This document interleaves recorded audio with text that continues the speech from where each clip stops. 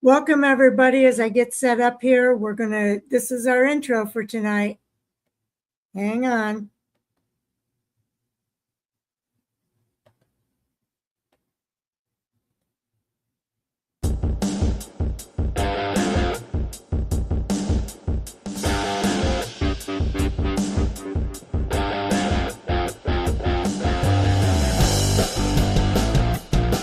Welcome, everybody, to Fan for Racing Radio.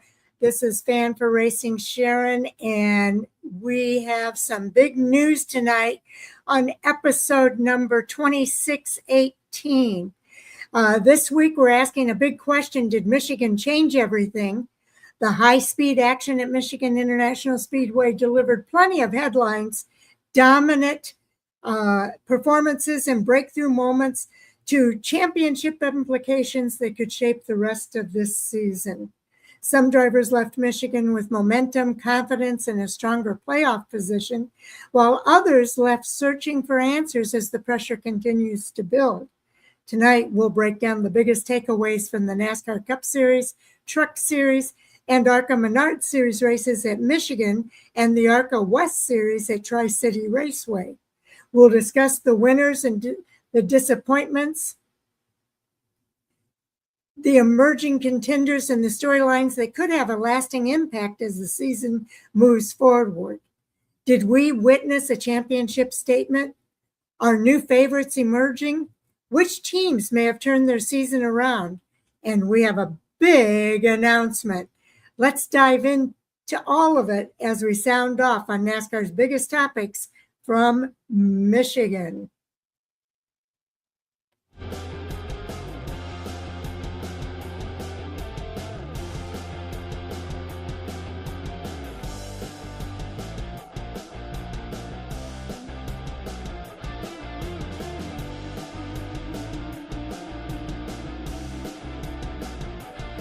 Welcome, everybody. You might notice that we have three people up here tonight.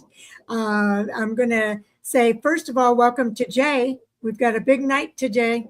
Tonight. Yeah, and I know we had a little bit of a glitch there, but it worked out in my favor because I got to hear that little intro music twice. So I'm happy. Ooh, all sports, all days. Already. 3 out of 10 for ARCA, 7 out of 10 for trucks, and the Cup Series is 6 out of 10. So I'm sure we'll talk about that in a little bit. He said he's only watched half of the West race, and Jamie is here as well. So welcome, All Sports All Day, and Jamie Schweitzer. We really appreciate you. And I want to introduce Taz Taylor. He's going to help us make our big announcement tonight. And so I'm going to pull something up on the stage here. Or do you want to say something before I pull it up, Taz? No, you can go right ahead and pull it up. Okay. We're going to introduce Taz's NASCAR in-season tournament tonight. So Taz, explain this to us.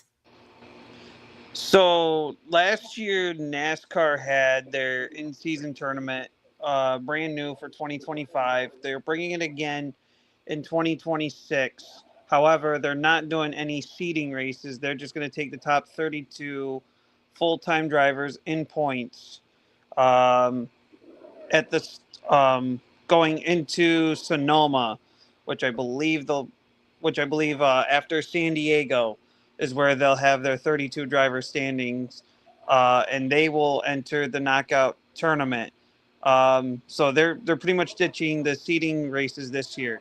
Well, this year, I kind of put together something on the fly for the most part. Between Fan for Racing, 110 Nation, Race Chat Live, we're going to challenge you, the fans, because the 3 races starting this past weekend at Michigan, next weekend is at, I'm forgetting where that one is now. Michigan. San Diego Coronado, isn't it? Pocono. There it is. There we go, Pocono. So Michigan last week was the first. We're going to have 3 seeding races instead of doing what NASCAR does. We're going to keep the 2025 format just to Oh, spice things up, change things up in favor, and also in favor of the World Cup season coming up here shortly. Michigan yesterday, Pocono this upcoming weekend, and then San Diego will be the 3 seeding races. We'll take the average finish of the top 32 or top 30. We'll take the average finishes of the 36 drivers since Austin Hill has been announced. He'll be the replacement for the second RCR car for the season. So Top it's 32. 36 instead of 32, Taz? We're gonna take the top 32 out of the 3 races I from the got you. 36 drivers, with the best average finish of the 3 seeding races, and they will go into the knockout portion, starting in Sonoma, and we will work our way to the final at Indianapolis. But once the bracket is set, we will release the bracket on all the Outlets. socials, all of the Fan for Racing, 110 Nation, Race Chat Live pages. We want to challenge you, the fans, so that way there you get to fill out a bracket and go against us, and there will be points on the line. Just bragging rights. Have fun with it. You fill out the bracket pretty much like March Madness. You're gonna take a matchup. Say if the matchup is AJ Allmendinger versus Ty Gibbs at, we'll say, Sonoma to start with. You pick who's going to win that matchup, who's going to finish better than the other driver, and then you go move on to the next week and pretty much keep going until you pick a tournament champion. Okay, so one of us, whether it's one of us at Fan for Racing, 110 Nation, or Race Chat Live, or one of you as a fan, somebody's going to be a champion for bragging rights. So we're inviting everybody to participate. This is how the points are going to be broken down, Taz. Yep. So for all the round of 32 picks, which happens at Sonoma, it'll be 10 points for each correct pick. And then after that, I believe it's Chicagoland Speedway for the Super 16. If you get a correct pick out of there, that's 20 points towards your total. And then the Elite 8, trying to remember, I want to say it's Echo Park Speedway. If you get a correct pick out of there, 40 points. If you still have some picks surviving, by the time we get to North Wilkesboro for the Fast Four, and they move on to the finale in Indianapolis, you'll get 80 points. And if you correctly pick the tournament winner, you get 160 points added to your total. And then, of course, any tiebreakers in the bracket challenge, you'll have, when you fill out your brackets, you have to put in, for whoever you think will win the tournament, you have to put in what position will the in-season tournament champion finish in. So if you have, say if you have Ryan Blaney being the winner of your championship tournament on your bracket, you have to guess what position he'll finish in, and say if he finishes in 8th and wins the tournament, that'll be the tiebreaker. Of course, we'll try to and then there's the bracket there. You see how the seedings will kind of match up for the most part. As you see the outside of the bracket at Sonoma, that's your round of 32. Your Super 16 at Chicago. Echo Park will host the Elite 8, North Wilkesboro, the Fast Four. And then Indianapolis will once again be the tournament champion tournament championship for the in-season challenge. Okay, now do we need to put up this other chart, Taz?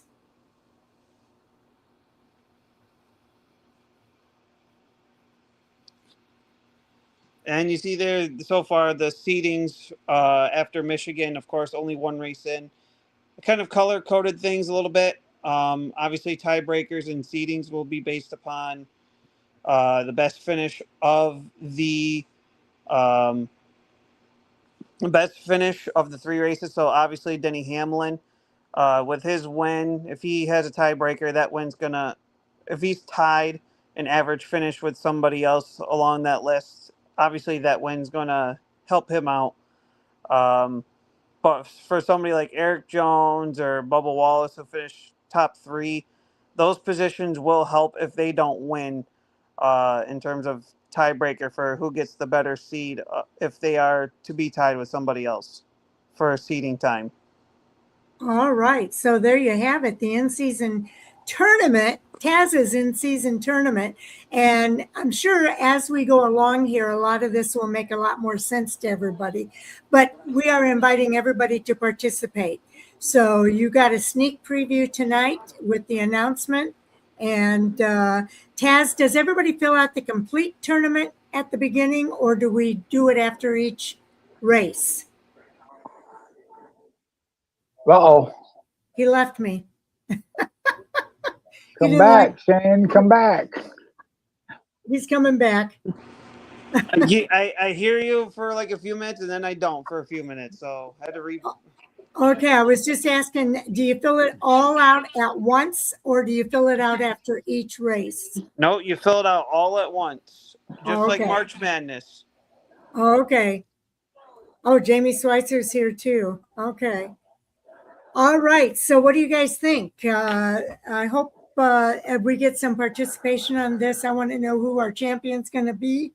And you can participate in both. You can participate in the one that's for NASCAR, and you can participate in Taz's in-season tournament. So you can participate in both. I just want to say and give a big shout out to Taz. Yes. Having done fantasy things for Fan for Racing, I thoroughly enjoyed it, but I know the amount of work that goes into it. Even just setting it up and tracking, that takes a lot, and you're willing to because you enjoy it. I think it's a great thing. So good on you, and I look forward to it. Chris is asking, how many races do we have again? Chris, we have 3 seeding races. Michigan was the first one, Pocono is the second, and San Diego's the third. The bracket will be released either Monday or Tuesday. I'll try to get it as soon as I can.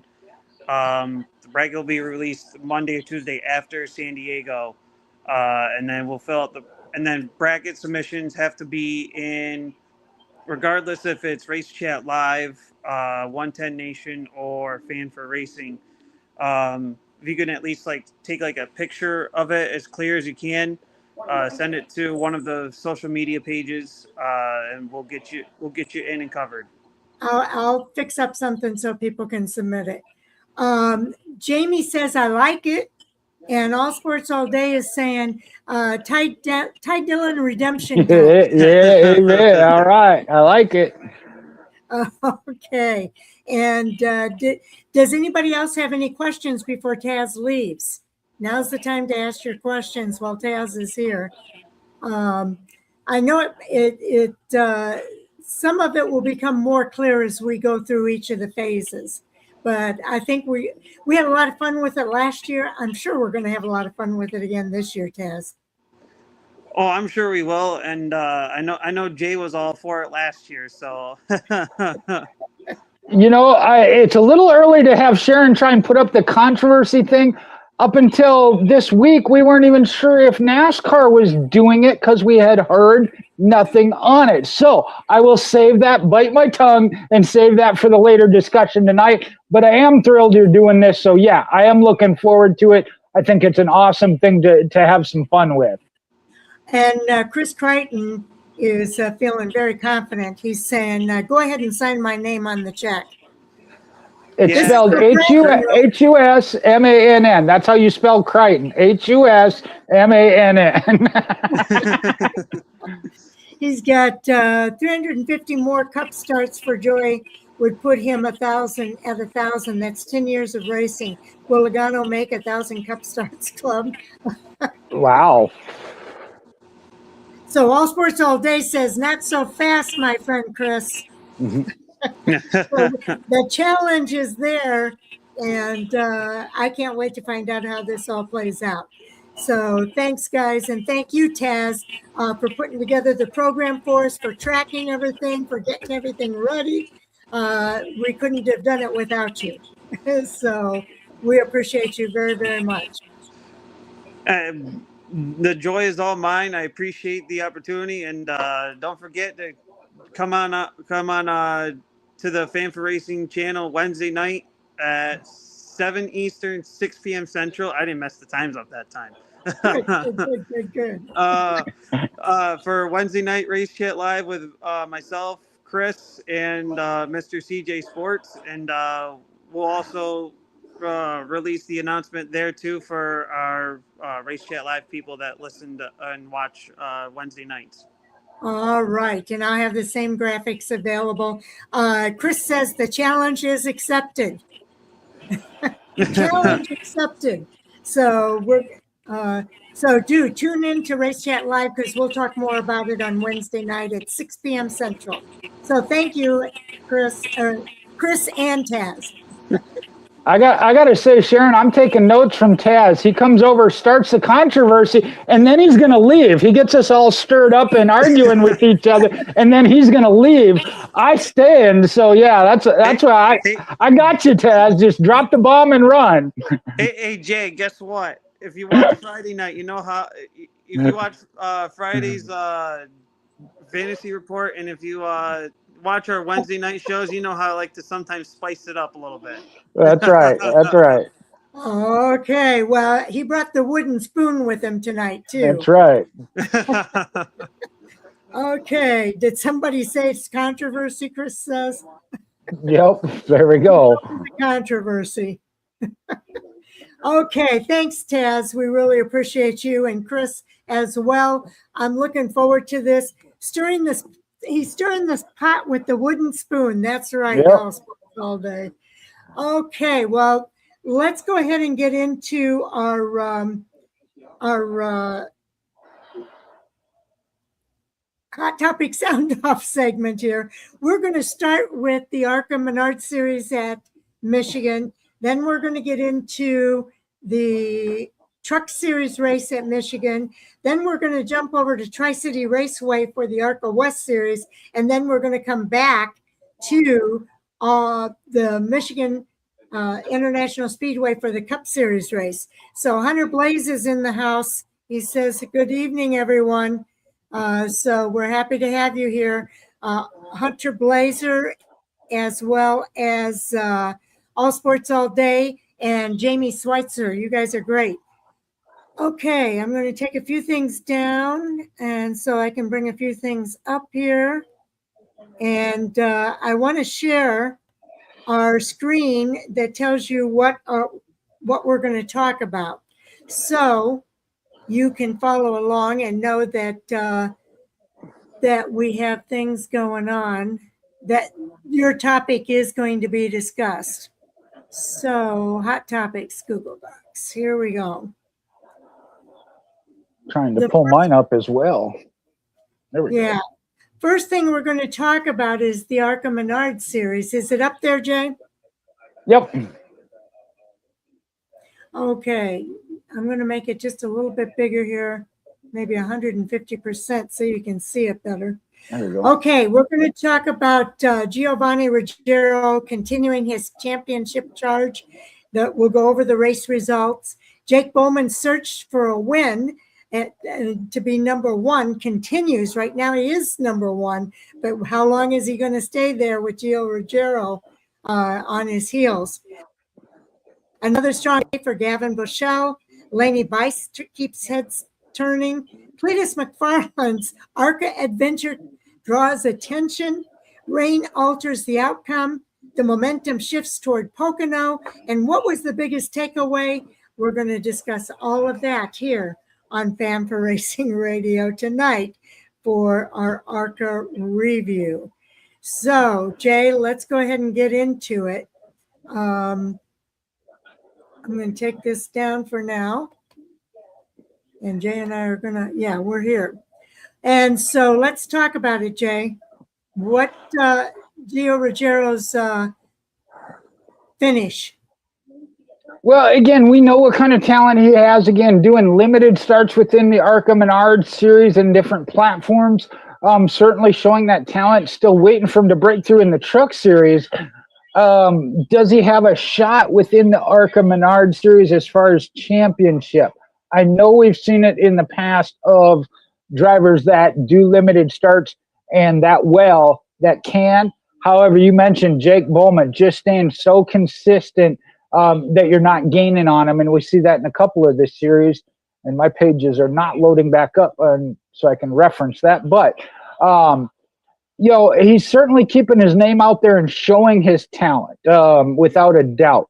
And we know that Joe Gibbs Racing, especially at the ARCA Menard Series level, as well as the top levels, produces top equipment, top drivers. So not a surprise. He's had a couple he let get away from him or got away from him one way or another. So to see him come back, and Michigan is one of those of truly, call it the veterans track. You got to have what it takes to get out and do it at Michigan. Okay, Heather Crichton is in the house. She says, howdy to everybody. And hey, Heather. Yes, we're glad to have you here. Hunter says Gio needs to stop ARCA and stay in the trucks. He loves flexing his muscles when he wins in ARCA. Try it in your own series where it's competitive racing. Okay, I see Hunter brought his wooden spoon. Yes. And show. I can't see what it says though.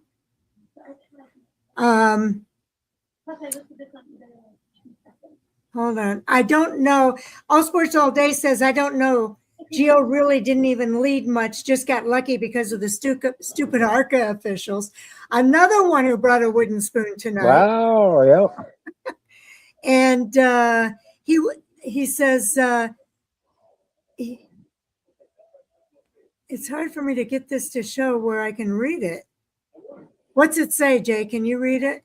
The next one says he will not win the championship. Remember, ARCA is awarding 50 points for every 5 races to make sure the full-time drivers go ahead of the part-timers. And I like that. I like that about that series. He won't even be close because he's only running 3 to 4 more races, I'm pretty sure. Yes. And that was my point, and I lost one of my pages, but let me see which one. Yeah, I got the West Series. All Sports All Day says he won't even be close. He's only running like 3 or 4 more races. So that's true. And Jamie Schweitzer, what did he say? Let me go back to that page. Whoops. Jamie Schweitzer, I can't, it's so small I can't see it. And usually, who should JGR choose to sit in for Bell if necessary? We're going to get to that. Ooh, yeah, that'll be a discussion. That's on our topics for the NASCAR Cup Series. So we'll keep that in the bank. And then decided to listen for a flag of caution. Is that Heather or is that Chris? I don't know, because earlier it did say Chris with the name, so I'm not sure which one that is. Yeah, I think it's Heather because there's an H in the little circle. So I think it might be Heather. Okay. But I think we're all caught up here. And it might be Chris. I don't know. It might be Chris in Heather disguise. Okay, so let's bring up the points. I'm going to change the screen here in just a minute. And you're going to have to give me a minute. That's one of my pages that started shutting down. My computer's being bucky tonight. I'm sorry. No. Okay. Yeah, that was one of them that shut down on me. Over the race results. I said points, but we're going to share this tab instead, which is the race results for the Henry Ford Health 200 at MIS Speedway. Gio Ruggiero came in first place, and behind him by 1.076 seconds was Jake Bowman, the series points leader, and we're going to talk about that. Gavin Bushell came in third, followed by Connor Mozak in the 4th place, and our 5th place driver, Lainey Bice. What a great run for Lainey Bice. We're going to talk about her. But to just finish out the top 10 here, we've got Thomas Annunziata in 6th, Isabella Robusto in 7th. Will Kimmel with an 8th place finish, Wesley Slimp in 9th, and George Siciliano, otherwise known as Squirrel McNutt, rounds out your top 10. Thoughts about our 10 here, Jay? So many great storylines, but I think you do need to go to, as we mentioned, Jake Bowman of not getting the wins because we've had some truck series or other stars come down, get those wins. A couple of the East drivers that we know have the talent and stepping up. But Jake Bowman just being that consistent and stretching out his points lead, which I'll get to in a minute now that I got up, as one of the most consistent. I will say this, as Ryan Vargas had a rough weekend, and even in 3rd, he already feels like maybe he's been taken out of the championship hunt. Okay, it is Chris. Not sure why it has the H on it, because he's got the H for Hoosman. I told you, that's how you spell Crichton. But Jake Bowman being the most consistent, or one of the most consistent of the ARCA Menards Series regulars. So, again, are you getting credit and attention because you're winning? No, but look beyond that. And he is one of the most consistent. So we'll get to the points here in a minute. But you mentioned it, Laney Bice, some other great storylines there. If you're following along, I believe of the 3 races so far, Squirrel McNutt has already beat Cletus McFarland on 2 out of the 3, if I'm not mistaken. Yeah, he is really moving along here. Okay, I am going to switch over to the point standings now for the ARCA Menards Series, and Jay is going to cover that. So I mentioned the consistency. 7 races, 4 top 5s, 6 top 10s for Jake Bowman gives him a 25-point lead. And I said one of consistent. You got to scroll down a little bit there, Sharon. I don't know what video. Oh, you're picking it up on the left. Okay. Thomas Annunziato, 7 races, 3 top 5s, and 5 top 10s, and he is 25-point back. I don't know. You got the home. It's still on the home page. Yeah. I've got it up here. Okay, we'll show this tab instead. There you go. Can you see it now? Yep. Ryan Vargas slipping back to 3rd, is 28 back, is still within range because there is 13 races remaining. But yeah, this weekend really did hurt Ryan Vargas. Then you got Andy Jakowiak, again, good storyline, got the win at Talladega. Another one got taken out. Isabella Robusto, again, for whatever reason, seems to have her troubles early on, start running good throughout the second half of the season. Too little too late, as she is already 51 back, but 4 top 10s in the 7 races. Problem is, if Bowman's finishing 2nd, you're not gaining on him.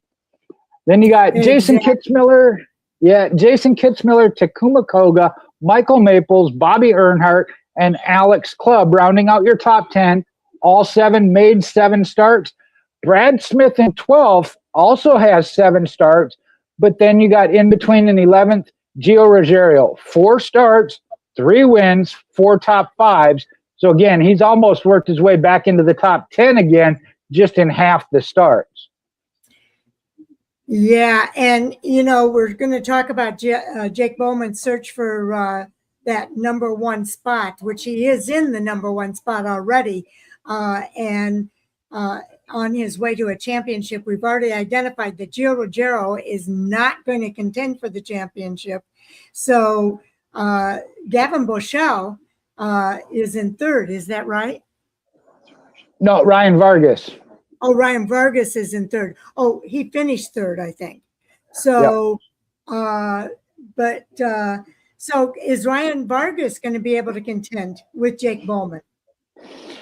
Well, like I said, he was a little hard on himself post-race. It was a tough race, and he did slide back. He said he felt like he had kind of been taken out. This one, I don't know if I would say, let's see, they got 13 races. Again, he would have to have some great races, and Bowman would have to start having some bad ones, and we haven't seen the bad ones from Bowman. Again, only 1 race outside the top 10. You got to be absolutely on your game in order to gain on that kind of consistency. And then Also, Thomas Annunziata right with him. All Sports All Day says at least Vargas acknowledged the wreck was his fault. And you're right. I had forgotten this. Vargas is not full time, so he's not going to contend for the champion, but he is right there. I hope he finds sponsorship so that he can run full time.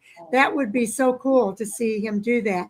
He said he doesn't know if he's driving until a few days before each race. So there's a chance that he will, but we won't know until before every race. I hope he gets the sponsorship for the full season, Jay. I didn't know it was that tight of race to race, but I knew that it wasn't a guarantee.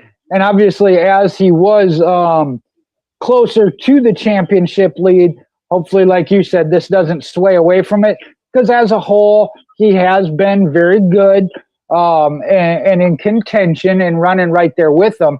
You know, like you said, this one kind of put a damper on that.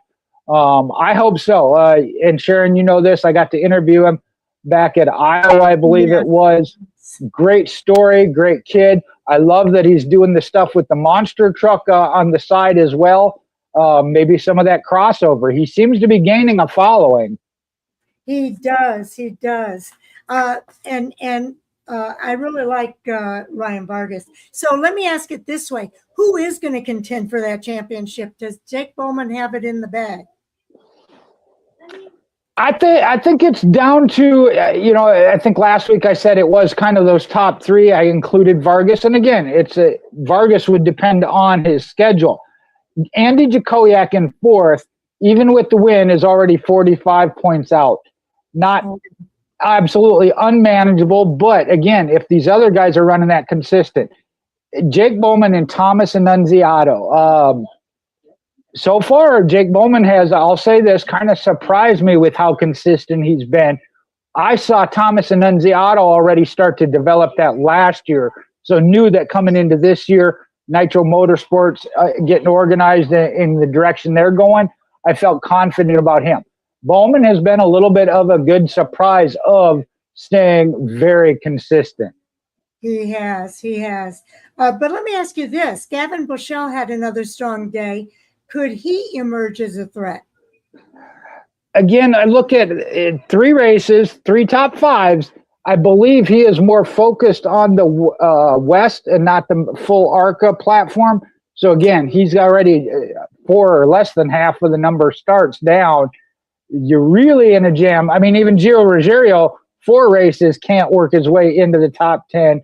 Gavin Bushell got the talent, but I think he's more focused on the West, if I'm not mistaken. Okay, Lainey Bice keeps turning those heads. Is Bice becoming a legitimate contender for a breakthrough victory later this season? She does run in the top 5 a good part of the race. Again, as we've seen in the past of developing, is she ready to start knocking down wins or top 5s on a weekly basis? Getting close. And certainly you see the improvement. So I like where she's coming from this year. I don't think this is her year to be in the championship battle contention conversation. Okay, ketchup time. I'm going to get a ketchup bottle. Ketchup time. All Sports All Day says, like, he legit doesn't know about Pocono this week. He's talking about Vargas. He said it in an interview over the weekend, and that's got to be rough. Yeah, we're going to talk about Cletus. Cletus 100 says Cletus spinning out in the ARCA race a couple of times on his own. Then come to find out he was riding trucks too. Thank goodness he didn't because of an accident. We'll talk about Cletus here in a minute. But All Sports All Day, Bowman for sure. Annunziata only has a chance if he dominates road courses and learns to not wreck at ovals. No one else has a chance. And I think he might be onto something there. It's going to be really tough to find anybody who's going to challenge Bowman for that championship, I think. I'm not wishing it on anybody, but just like Vargas, this was the first really rough or bad race he had. Bowman hasn't had his yet. Can he go the whole season without having a bad race? It's possible. I'm not saying it's not, but odds are it's going to happen at some point. Oh, Bichelle hasn't been in the West? I thought that's where he was running. My bad. I don't think he is in the West this year. I was wondering when you said that. I don't think he is. I in the thought West. that's where he was getting most of his starts. I think he's only racing in the East and maybe a few ARCA races. Oh, maybe I had it backwards. Maybe it's the East. That's my bad. Thank you, All Sports All Day. Okay, and Hunter brought it up. Cletus McFarland's adventure draws attention. The YouTube star Garrett Mitchell won the pole. He generated some significant fan interest before the race. He ultimately ended up finishing in 13th. His speed in qualifying demonstrated he wasn't simply there for publicity. So here's the discussion point. Will McFarland make additional ARCA starts this season, and what impact could that have on the series or the visibility? All Sports OC says no, that's Julian DaCosta, and Bichelle has only run 2 easy races. That's supposed to be East, okay? Easy races. I think that's I don't know if any race is easy. Yeah, 2 East races. Okay, 2 East races. You're right. The Cletus McFarland here, and this is my take. I'm one that I am open to opportunity. I like seeing different people. Is he the most talented and best driver? No, but he doesn't say that either. You know, any driver, I don't care who you are, has to develop. He does do better, it seems, in the ARCA races than in the Truck Series or the O'Reilly starts we've seen. But I hate to say it this way, but if you're going to say, oh, he can't go X number of laps without wrecking, what's Connor Zilisch doing in the Cup Series? You know, I don't hear anybody screaming he ought to be kicked out of the Cup Series. Why are you trying to kick Cletus McFarland out of these other series? That's where I just don't see that. You know, I get where fans are coming from. He's not a born and bred true racer, but like Sharon said, it helps the sport. You cannot deny that. It helps the sport, okay? So take that for what it is. Has he wrecked anybody else? A couple maybe. But for the most part, it's his own damage spinning out by himself. So give him time to develop. That's all I'm going to say. Okay. All Sports All Day says Cletus literally wasn't even at fault in ARCA. He is a legit top 5 ARCA driver. And I would agree with that. I think he takes a lot of heat that's not always his fault. And that's going to be kind of a common thread through tonight's show because we're going to talk about that. Cletus sometimes gets blamed for things that aren't necessarily his fault. And I really agree. He is really taking this seriously. He is really trying to learn his racecraft. And I think he is serious about what he's doing. Dude is in Rhett Jones' car and outruns Venturini. Sorry, Nitro. Nitro cars every race. That is true. Flag of Caution says Cletus is great for the sport. Will he be a generational talent? No. Just like Harvick said about Danica Patrick. He hasn't had the experience in stock cars, doesn't mean he can't compete. And I agree with that 100%, Chris. And All Sports All Day has been saying the same thing. He is out racing some of the other ARCA cars. So to say he doesn't belong in the ARCA series is not legit in my mind. I think he's definitely capable of developing and getting better. And who knows what will happen. Maybe he won't ever be a champion in ARCA, but he is here to race, and he's here to learn his racecraft. So I give him kudos for that. And just look at the advancements he's made. He had the runner-up finish at Talladega, got the pole at Michigan. You know, again, look at some other drivers, your favorite driver, whoever it be. I won't even throw any names out there. But have they made mistakes? Have they done things wrong? You know, give them a break. Give them a break. Hunter says, ARCA, yes. Too soon for O'Reilly. Yes, I would agree with that to some degree. I understand. Just to respond to that real quick, Sharon, I understand some people's views on that. But again, at what point do you say, okay, he's approved? Because he has run some truck races cleanly. You know, I'm like, it's a tough call to make. I know NASCAR did hold him out of the O'Reilly race at Talladega, and that's their decision. but he did show it in the ARCA level then what he's capable of. And I do think that he's trying to accomplish too much too soon. He's racing in ARCA. He's racing in trucks. He's racing in the O'Reilly series.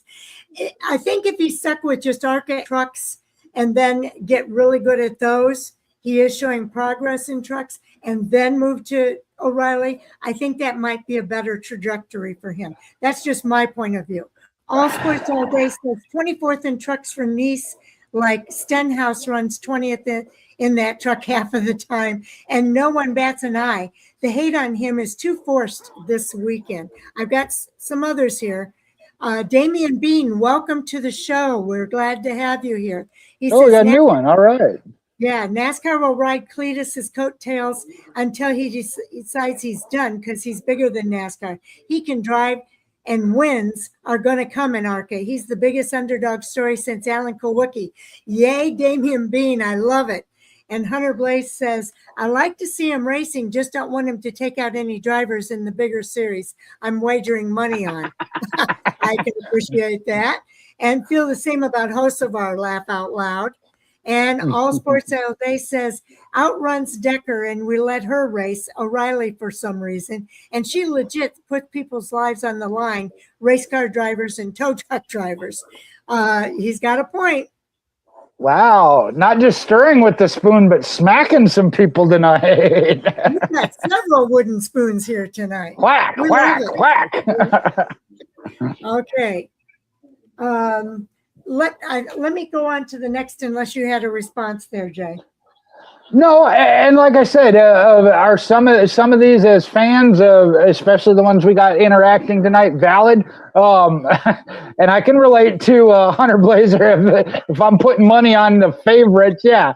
But again, I know we haven't gotten to the Cup yet, but we got one of the top guys in Cup, made a mistake, cost himself and some others. It happens, I just I don't like it when one driver gets targeted really heavy when every driver makes mistakes. I think we're all in the same boat there. Okay, next discussion point. Rain alters the income. The Henry Ford Health 200 was shortened by weather, creating a familiar debate about strategy, timing, and who benefited most from the rain. Teams that positioned themselves near the front before the weather arrived were rewarded. Who had a car capable of challenging for the win if the race had gone the full distance? Would it have been the same outcome, or would somebody have challenged? I don't think it would have necessarily been the same. I hate it, again, but weather is a part of life. Now again, I'm not in the control booth. I don't have all the technology that NASCAR does. I thought they made that call rather quickly. But again, I don't know. They got smart people working there. They have their reason. I did feel like it was called rather quickly, but also you mentioned it, Sharon. All the teams have this same technology, and they said, "Hey, this is our shot." For whatever reason, if we got to get out front in case the rain comes, had it gone green, then it might have bit them in the long run. Yeah, I agree. All Day says, nah, this was the stupidest call in my lifetime. It rained for 3 minutes. I legit can't talk about it. That's how ticked off I am. Laney Bison, in an interview right after, was flabbergasted. And Chris Crichton says, what up, Damien? Hope all is well. Okay. Well, Damien, you're welcome. Damien, you're welcome here. We're glad to have you. And I didn't know you're a friend of Chris's. That's good news. Wow, why you put that evil on somebody? We don't admit that we're friends of Chris's. We just acknowledge we know him. Okay, Hunter's got a comment here. They called the race and blue skies were in the background on my TV. So a lot of people are questioning that. Might have been a quick call, but I'd have to agree with that. But again, I will give that's right benefit of the doubt. Like I said, was I watching weather radars and whatnot? No. So there's always a lot that goes into it. I try to give the benefit of the doubt, but I too did feel it was an awful early call. Okay, we will talk about this. It's on our additional hot topics, Jamie. Rest in peace to my fellow Catawba County resident, Ned Jarrett, at the age of 93.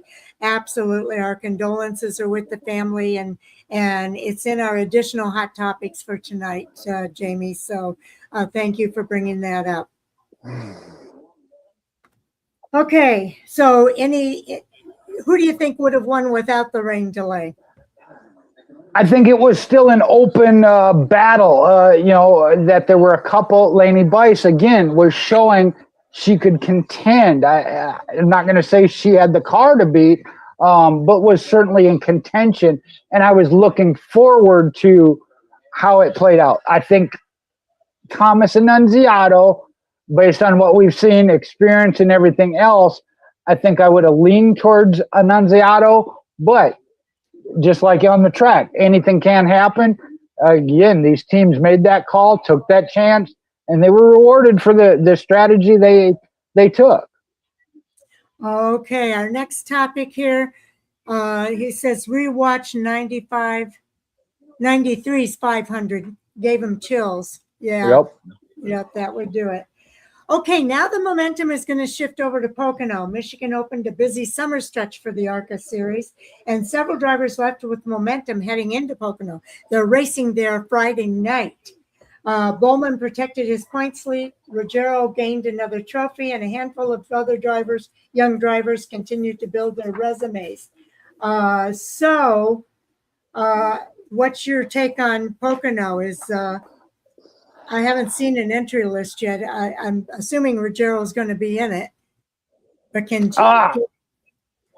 yeah, I don't know about Ruggiero. I hadn't seen the entry list yet either. Again, I look at what's going to be the ARCA Menards championship battle between Bowman and Annunziato, and hopefully Ryan Vargas then. Like I said, I hadn't heard him say that Pocono was one that was in question next. Although, like I said, I knew he didn't have necessarily that full-time commitment as of yet. Hopefully that pans out. But the tricky triangle does have a tendency to a little bit favor road course style of racing. So, again, I would look for Annunziato. But if Bowman finishes second, third, or fourth, you're chipping away little by little. All right. The key takeaway, one of the biggest takeaways from the race is that Michigan showcased several of the series' brightest young stars. Gio Ruggiero reinforced he may be the fastest driver in the field. Jake Bowman continued to prove he's a steady top finishes. The race also highlighted drivers like Gavin Bushell, Lainey Bice, Cletus McFarland. He was on the pole for that race, which was pretty cool to see. And he brings a lot of new eyes to the series. Michigan wasn't just about who won the race. It was about identifying the next generation of NASCAR talent. As the season moves toward Pocono, the biggest question is whether Bowman's consistency can withstand the pressure from drivers who are beginning to pile up some momentum. So we'll see how that plays out. Your thoughts there? Yeah, definitely looking forward to it. Like you said, you saw some great storylines, the development, and that's what this series is about. Lainey Bice, Cletus McFarland, and some others. So I do look forward to the rest of the season here. I do think Bowman is making the statement of, especially as you get to the top levels now, it's about consistency. So seeing what he's doing, it's not a win or break type of mentality, which we've seen from some drivers in the past. I like where he's at as far as his development. Hunter I'm going to Pocono Cup race on Sunday. Very excited. Good for you, Hunter. Take some photos for us and tell us about it on NASCAR Hot Topics on Monday night. Jamie Schweitzer says he went in 1973 as a 5-year-old for an Indy race, 10 miles from our hometown in time. And Flag of Caution says, is Gio the Italian the next best prospect? I think he could be. I think he's right up there with Brent Cruz. But I think he's got some development. He needs to develop a little bit more. His maturity, I think, still needs some work. His talent as a race car driver is there. Yeah, I'm on the line with Sharon there. Of if I had to take 10, he would be in the top 10. If I were only taking 5, I don't know that he'd make the top 5 of that. I would pick to move to the Cup Series in the near future, anyway. But is definitely showing development. He is. Okay, we're going to move on now to the NASCAR Truck Series, and I'll share what our list is here for the Truck Series. The NASCAR Truck Series. Corey Heim continues his winning ways. We'll go over the race results. Caden Honeycutt comes within inches, and Lane Riggs protected his points lead. We'll cover the point standings. Tricon Garage's dominant day. Veteran Cup drivers at Star Power. Carson Hocevar's heartbreak at home. Ty Majeski's pole doesn't translate to a victory, and we'll cover the biggest takeaway there as well. So that's our topics here for the NASCAR Truck Series. So let's talk about Corey Heim continuing his winning ways. He wasn't there until the very end, but he made it count. When do you have to be there? At the end. I mean, that's what matters. Was this a surprise? No, we kind of expected. There was Caden Honeycutt right behind him in second when you look at results.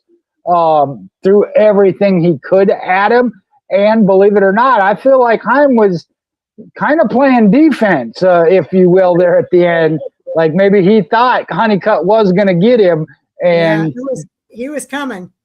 Yeah. So it was a good race. I don't remember what All Sports All Day ranked that. I thought it was a 7-8 up in the high range.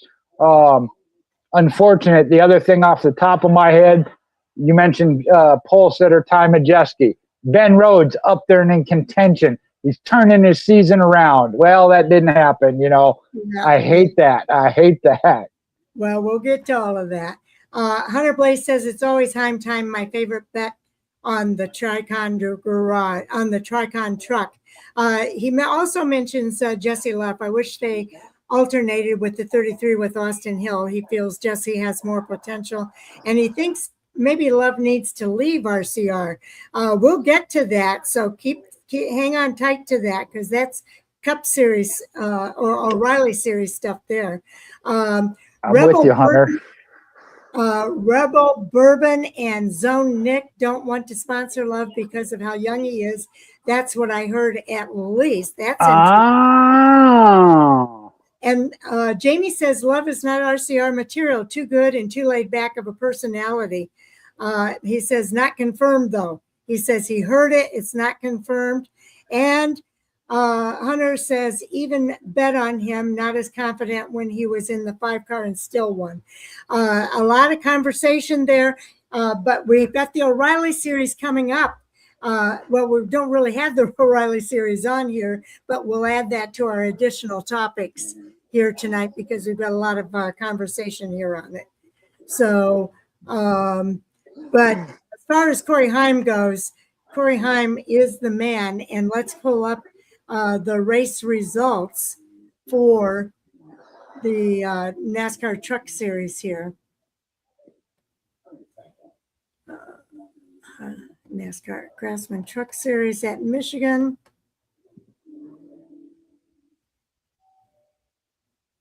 Did that come up yet? Not yet. Okay, well, Corey Heim was. Okay, Corey Heim is your race winner. From the number 1 Tricon Garage, he gained 70 points. Not the max, but he gained a whole lot of points. 70 points is win margin. This is how close Honeycutt was.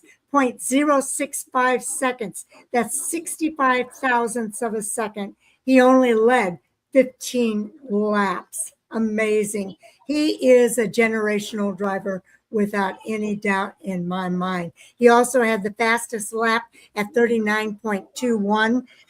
Corey Heim had a starting position of 23, finished first. Caden Honeycutt finished second from 17th.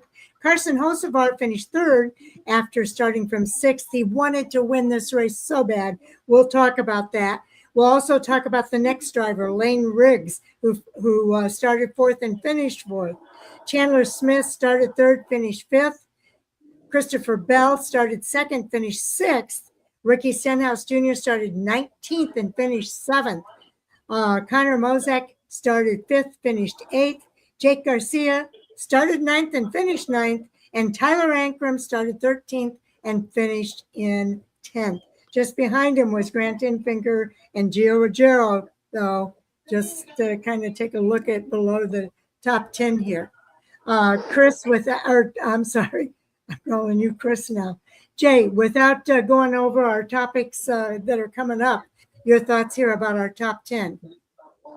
Well, you can look at it as you can see within that chart of the what we call it, stage points in the position where they were. You can see that when you go to the laps led, Carson Hocevar 9 times for 65, and then Christopher Bell 7 for 37. I think as a whole throughout the race, those two were the class of the field. A little bit of rubbing and racing and bumping and banging and overdriving and scrubbing the wall cost Hocevar, I think, was his issue.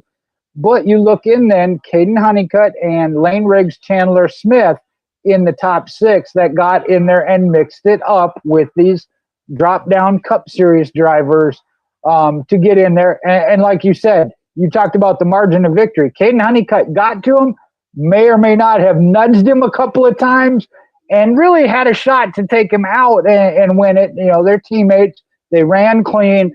Got to give it to Honeycutt. He did everything but wreck Corey Heim in order to get that win. It took the second place. Lane Riggs coming back through the field has some problems, just that consistent overcome. You don't want to have to overcome things like that every week or multiple times in a race, but he does it. And that'll be something at the end when we talk about some storylines coming out of the season. Okay. Corey Heim earned his 3rd victory of the season and the 26th Truck Series win of his career. He held off that fierce late race challenge to win on Saturday, actually. That victory further solidified Heim's reputation as a series benchmark driver, despite running a limited schedule this season. He's been phenomenal. Okay, now I'm going to go to the points report, Sal, or now I'm calling you Sal. I'm okay tonight. I'm going to go to the points report, Jay, and so that you can cover the points here as well. Well, and here last week, Lane Riggs, with Caden Honeycutt's rough finish, Lane Riggs had taken the points lead, is now up by 26. Again, they're competitive. Honeycutt finished second, but did he gain on Riggs? Maybe a little. I'd have to go back and look at which points. Let's see, Honeycutt was 3rd and 4th. Riggs was 5th and none. So, yeah, gained 11 points back on him. But, again, with Riggs finishing 4th, you're not gaining big chunks at a time. So, no points position change there. 26 between them. Chandler Smith getting back into a groove. Was your points leader by a gap. Had the DQ. Ended up, I think, maybe 4th or 5th back. Now back up to 3rd, minus 90.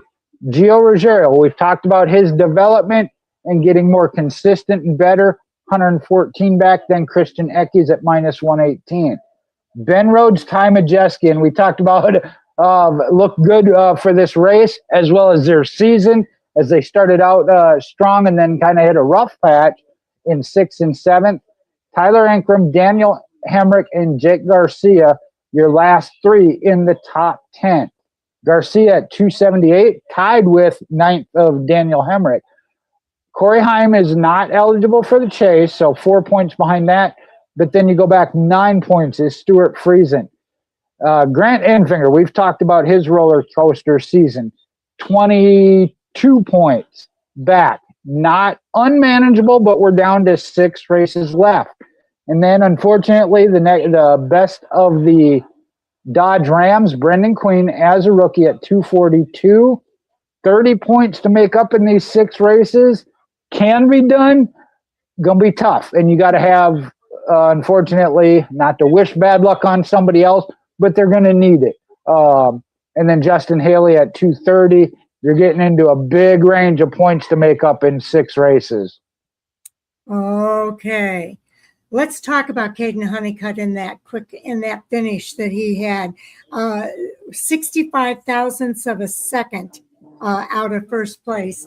And I know he was a little dejected by losing that race, but it's not a bad thing.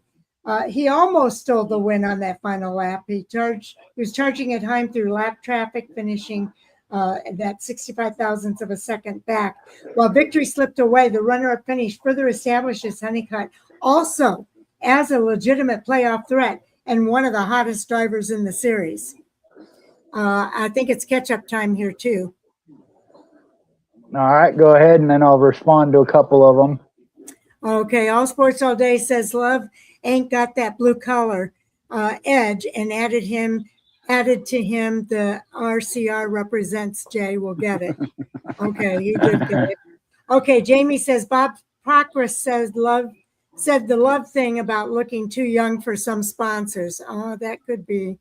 And Hunter Blaze, I love what Heim said in his post interview about Honeycutt complaining.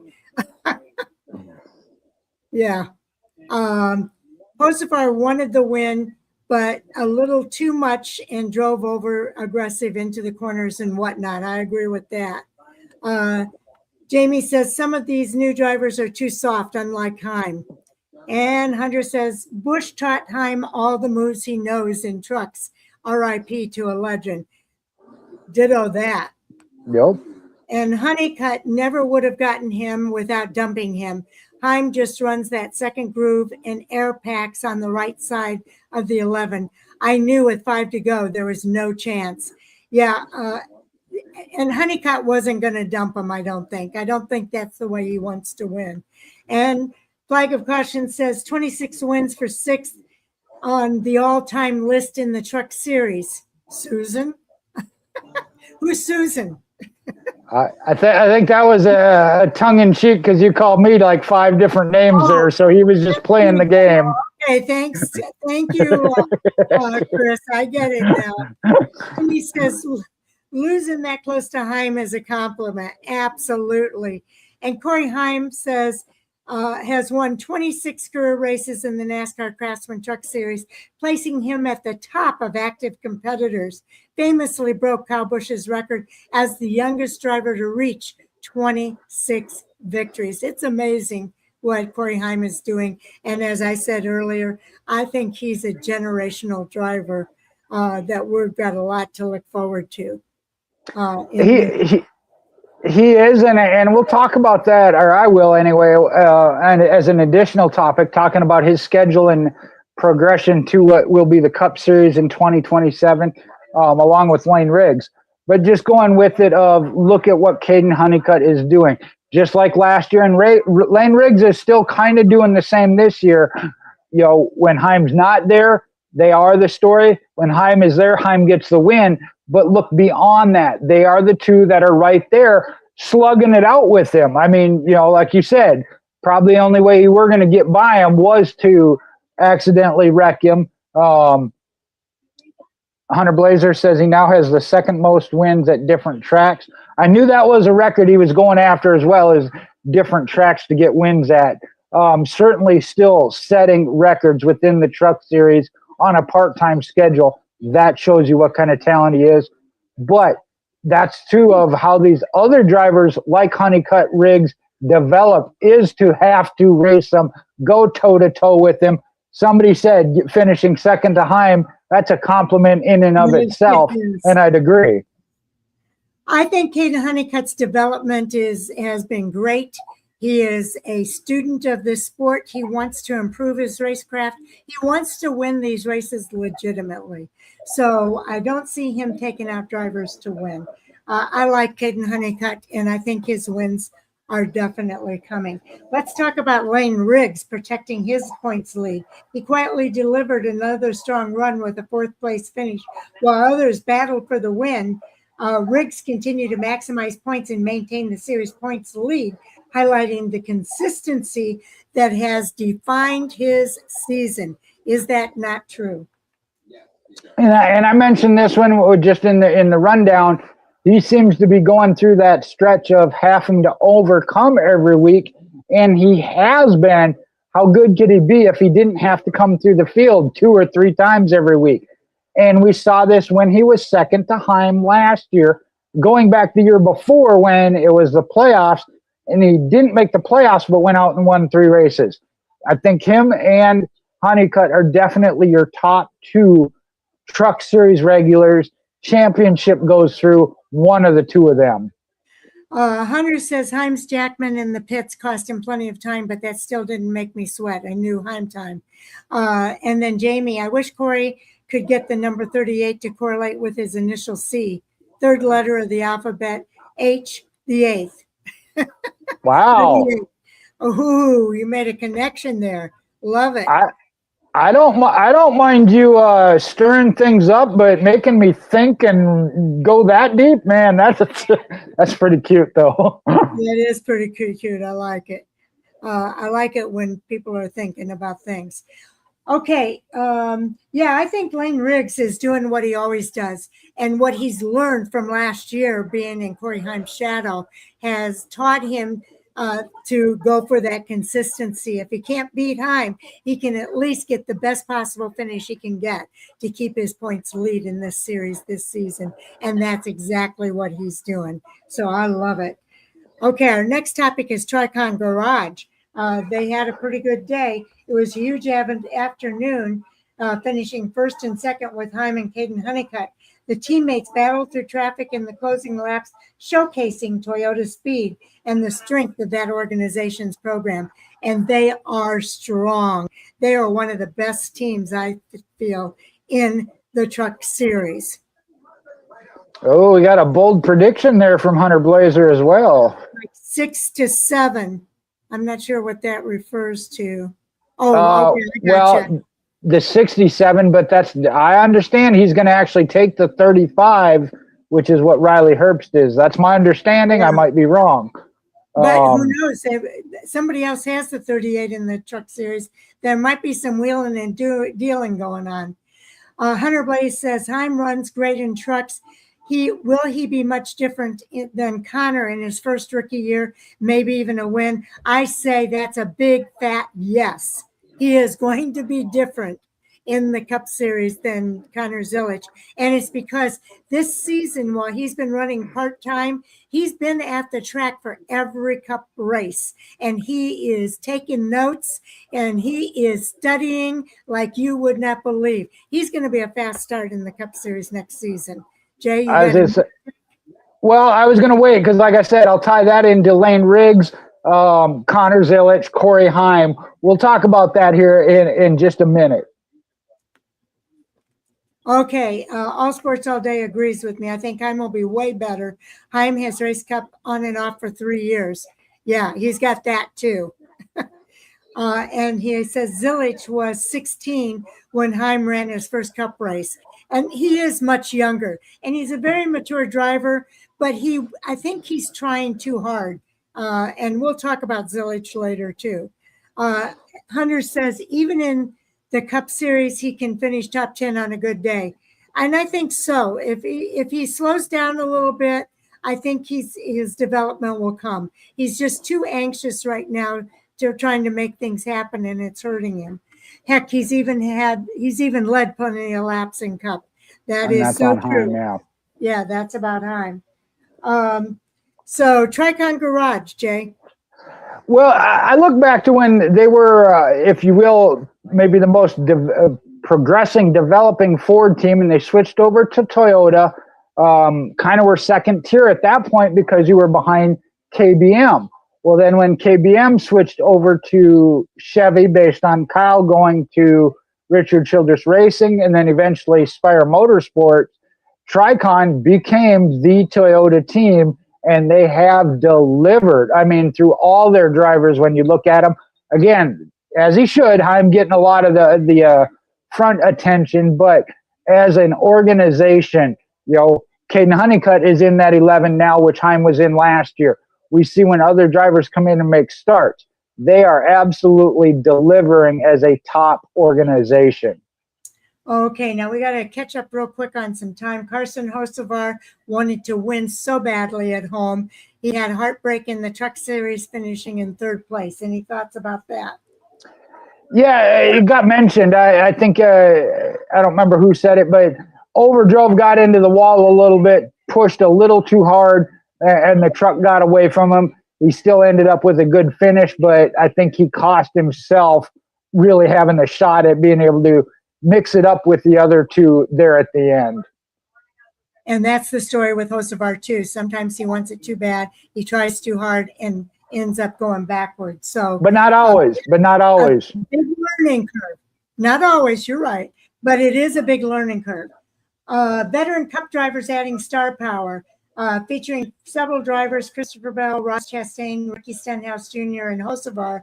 Bell led 37 laps and finished sixth after starting on the front row.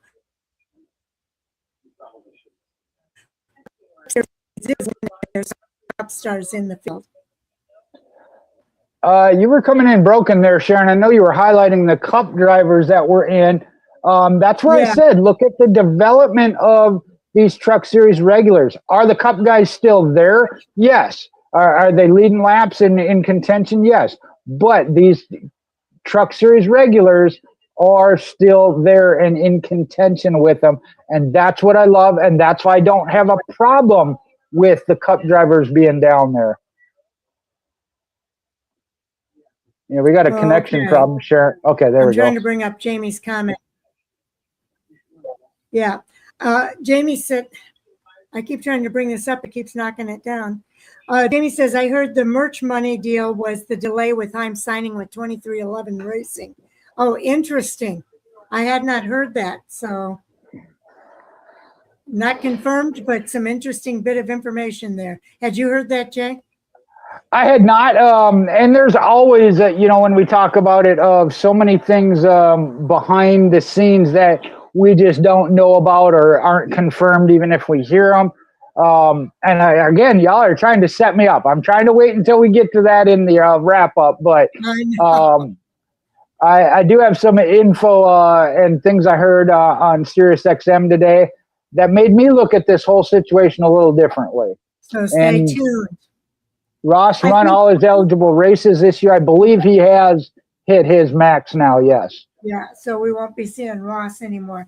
Ty Majeski's pole award did not translate into a victory. I feel bad for Ty Majeski. We know he's a good race car.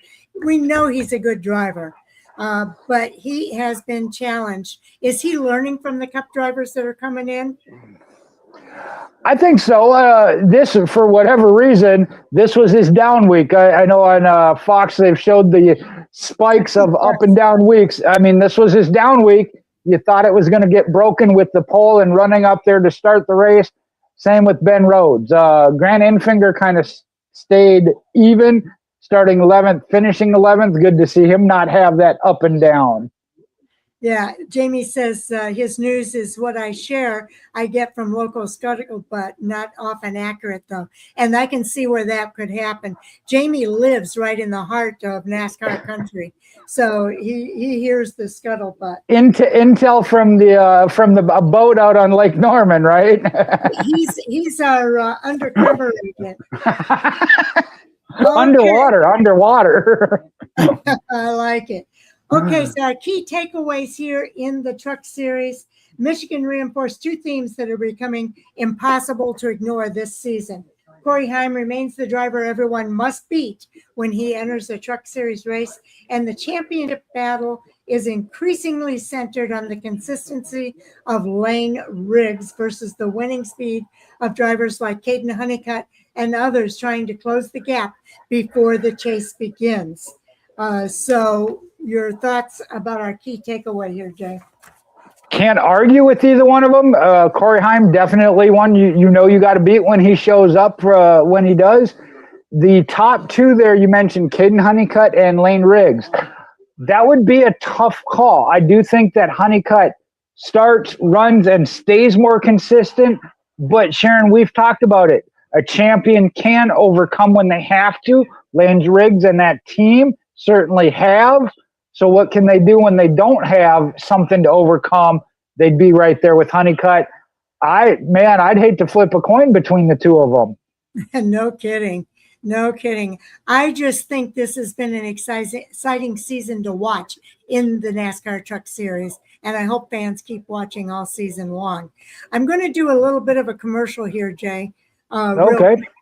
Earlier today, I put out a new video. These videos are going to be short videos, probably 5-10 minutes, maybe 15 minutes at max. And we're calling it NASCAR Bits and Pieces. And so today I went out. This is my way of not repeating myself in every video that we put out. I've given you the overview of what to look for in Fan for Racing Radio for this week, the week of June the 8th. And Jamie says, I watched and like the preview Bits and Pieces. Thank you, Jamie. But Bits and Pieces on Monday will be the overview of the week. But keep in mind, Bits and Pieces may come out sporadically throughout the week and over the NASCAR weekend as well. As the mood hits me and there's something that I want to get out before we forget it, I'm going to tease hot topics with it. I'm going to do all kinds of things with our NASCAR Bits and Pieces. So it might be me sometimes. It might be Jay sometimes. It might be Chris sometimes. Who knows who's going to show up on NASCAR Bits and Pieces. But these are shorter videos that kind of give you a preview of what to watch for throughout the week. On NASCAR Hot Topic Sound Off, on interviews that are coming up, and so on and so forth. And speaking of interviews, before we get into the ARCA West, Sal is sitting down with Cole Denton tomorrow. Again, nice. ARCA West Series winner for the race out at Tri-City Raceway this weekend. And so this was a huge race. It was the Great Griffo Memorial race, and Cole Denton.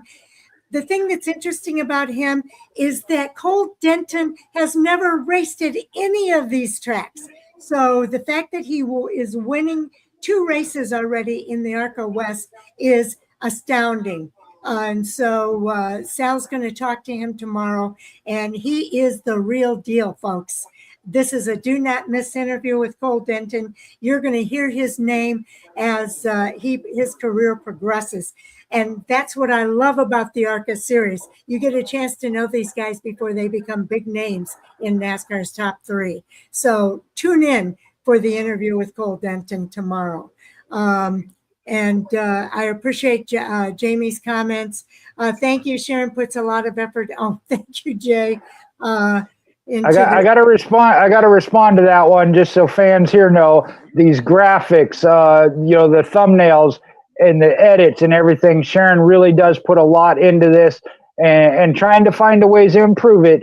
We talk about it when we do the preview shows of some of the stuff we're repeating, trimming it down. Sharon, you deserve a big round of applause. So I know those can't clap or put up a clap symbol there. You do a great job, Sharon. I'll tell you what. Fan for Racing Radio is all about having a passion for the sport of racing and NASCAR and ARCA. So I have a passion for this, and so I really enjoy it. Jamie says, Cole Denton, highly impressed with that kid. I am too, Jamie, and awesome content. Thank you, Hunter. And I got a bunch of thumbs up, and I don't know what all there. Happy there we go. Yep, there we go. All right. So I knew y'all could put up emojis instead of clap like I did. Okay. So that was our commercial for NASCAR Bits and Pieces. We'll be introducing that throughout the week. So let's get into our No, we can't go to no. Sharon, I've been biting my tongue. You got to let me go now. Okay, go, Jay. Lane Riggs talked about possibly moving to the Cup Series with Front Row Motorsports, and he made a comment of what he's seen from Connor Zilisch, having gone through the O'Reilly Auto Parts Series and struggling at Cup, and then comparing to what Corey Heim has done, of taking a break, not running full-time, making starts here and there for the Cup Series, as well as some O'Reilly and some trucks. And he said, when you look at some of the drivers that have gone from the trucks directly to the Cup. And I think back, it made me think back in history. First off, I mean, the fact that he's thinking, using his head, what is my path forward? But with that came some info on why they did what they did with Corey Heim, comparing it to Connor Zilic, in that side. He did great in the O'Reilly, now struggling in Cup. We've talked about that. The differences just don't translate like they used to. Again, track time, seat time, absolutely good. But, and Sharon mentioned it, even when he's not racing, he's with the team. He's learning from Tyler Reddick, Bubba Wallace, Denny Hamlin, So, exactly. Do the trucks drive more similar to Cup than the O'Reilly cars do? I think it's getting close to where that actually is the case. So when we think about that they should move to this series or move up, I was one that Sharon will laugh here, and I said Corey Heim ought to be in a Cup now. Think back to when you were allowed to run a driver anywhere from 7 to 13, it varied, Cup races before their full rookie season. I think NASCAR needs to look back on that, and I know it's harder now with the charter system, but there was some value in the way that program was run. And I think that 2311 did that with Corey Heim. And although I questioned it because we know his talent, it might have been the smartest move. And Hunter is asking that question, do the trucks drive more similar to Cup than O'Reilly cars do? And I would say there probably is a little bit of truth to that, especially with the next gen car. It used to be, it was kind of that progression, trucks, O'Reilly, then Cup. I don't know that you have to do that anymore. John Hunter Nemechek has gone back and forth, Todd Gilliland, and we've seen some good runs from him. So, yeah, is that necessarily a have-to step? No. Does it help? Well, again, when we look at Connor Zilic, thought it did. I mean, he came, blazed some records there that I think maybe hold up for a long time in the O'Reilly series. But now his rookie season so far in Cup has been disastrous. So I'm with Hunter Blazer there. It doesn't seem like the O'Reilly is the answer like it used to be. O'Reilly is still an aero-based series, so there's still a development for drivers in the O'Reilly series. I don't want to discourage drivers from going in to the O'Reilly series. There are some drivers that just aren't ready to move up to Cup yet, and spending that time in the O'Reilly series is a great development opportunity for them to mature and develop.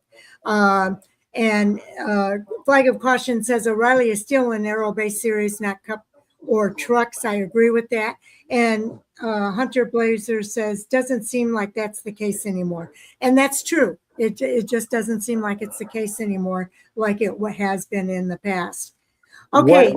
Whatever the process, I do think, though, that getting drivers at least 6-7 Cup starts before their full rookie season, there's something to look at there.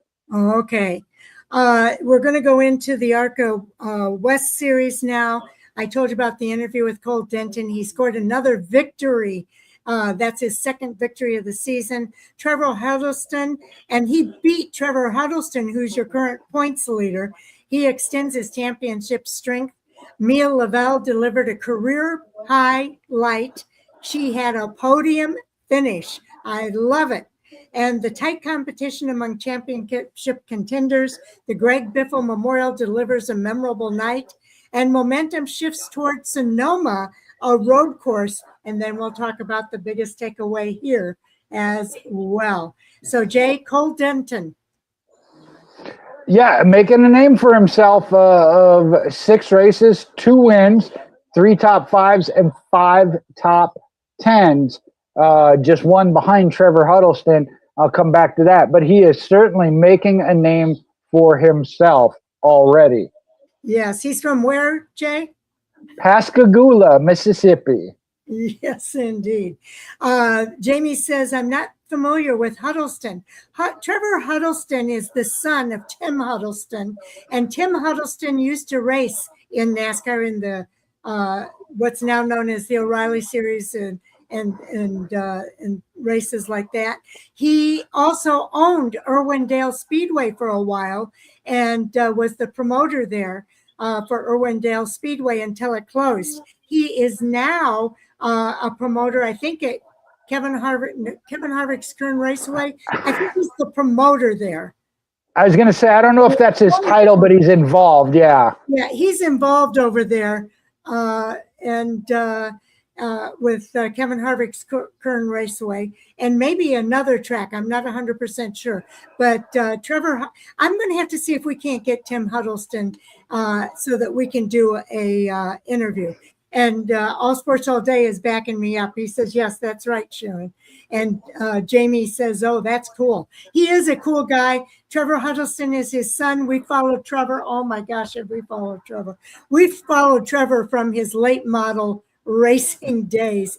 Going back when we were on Blog Talk Radio, we've had several interviews with Trevor Huddleston. And I think in our Blog Talk Radio days, we've even talked to Tim Huddleston there as well. But we'll have to get him here on YouTube for an interview sometime soon because he is a great interview. And it gives you guys a chance to get to know who he is. So let's pull up the points. Right. He says, Brexton raced at Charlotte since the Coca-Cola 600, not among the talking points, just wanted to mention it quickly. Thank you, Jamie. We really appreciate that. I did see that Brexton was racing this weekend. Yep. I want to get into the ARCA West race results. I'm going to be changing through pages here in order to do that, so bear with me.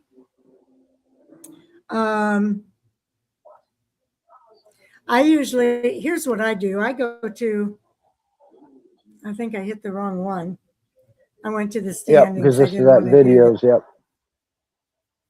Okay, I want to go to the schedule because the schedule will always take me to, we're going to the West, the race results. It's the quickest way I know to get to the race results for Tri-City Raceway. And here it is.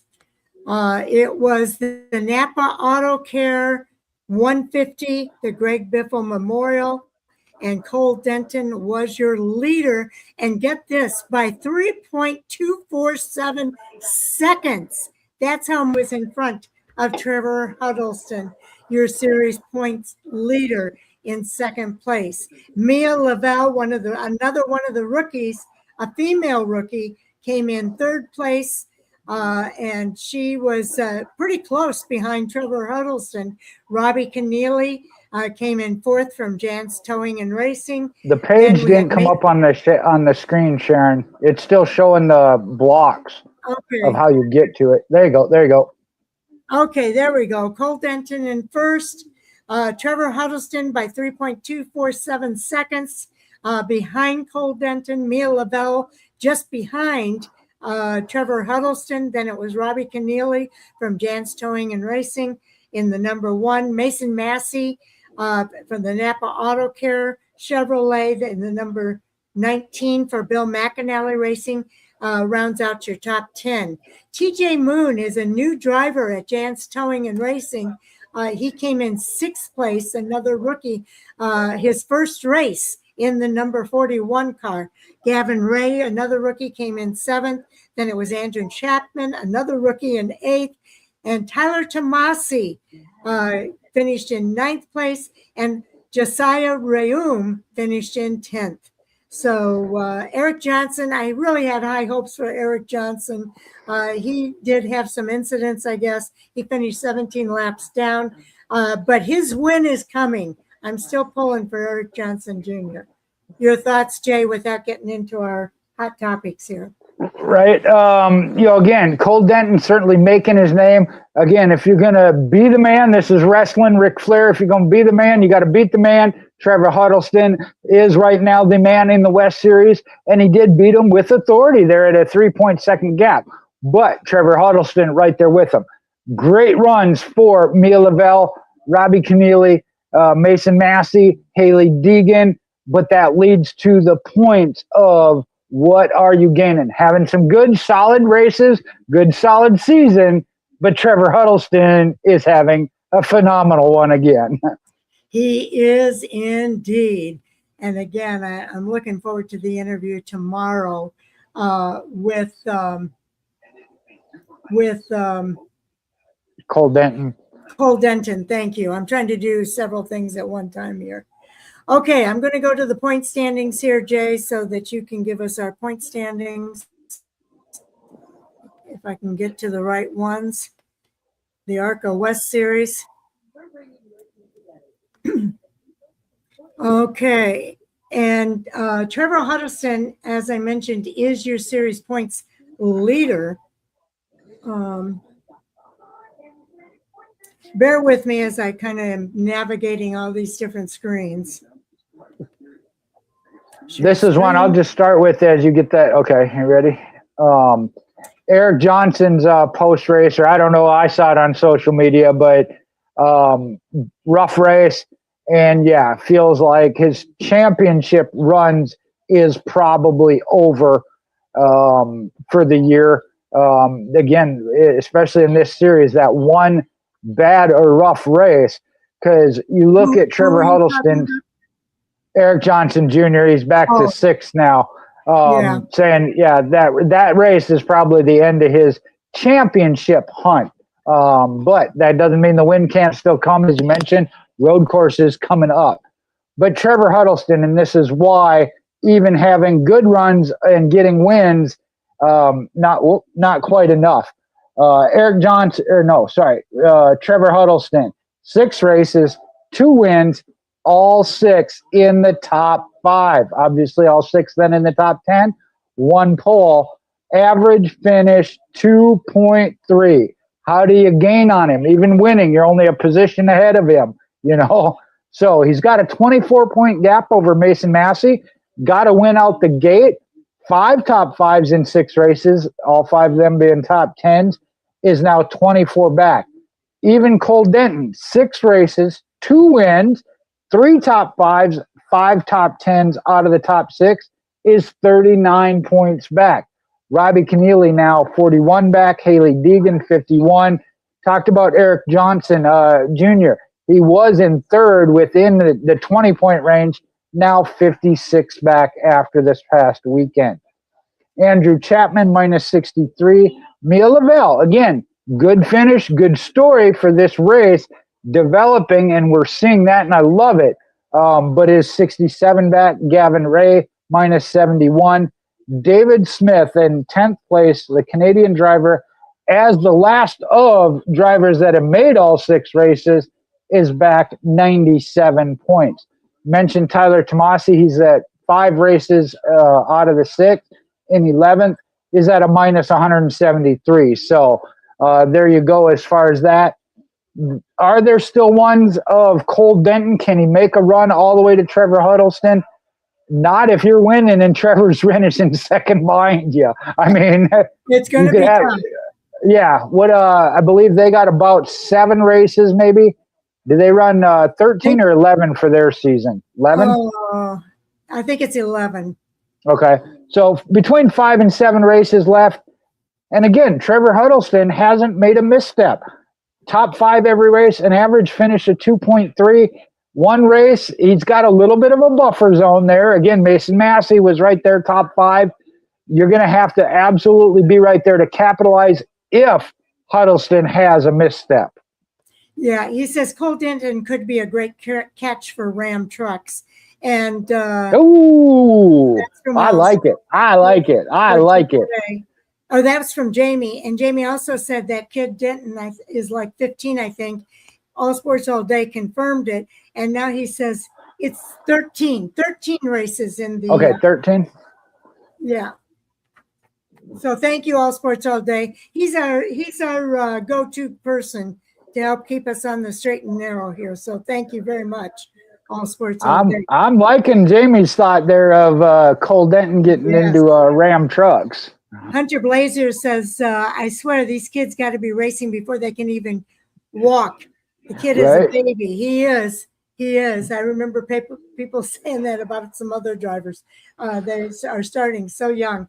But keep in mind, because he's young, his development is a lot of development there yet on the track as well as off the track. Huddleston, although he finished second, Huddleston continued as one of the most consistent runs of the season, as Jay was just talking about, coming off that victory at Colorado National Speedway. He had another podium finish that keeps him firmly in that title conversation and may prove just as valuable as a win as the championship title continues to tighten this year.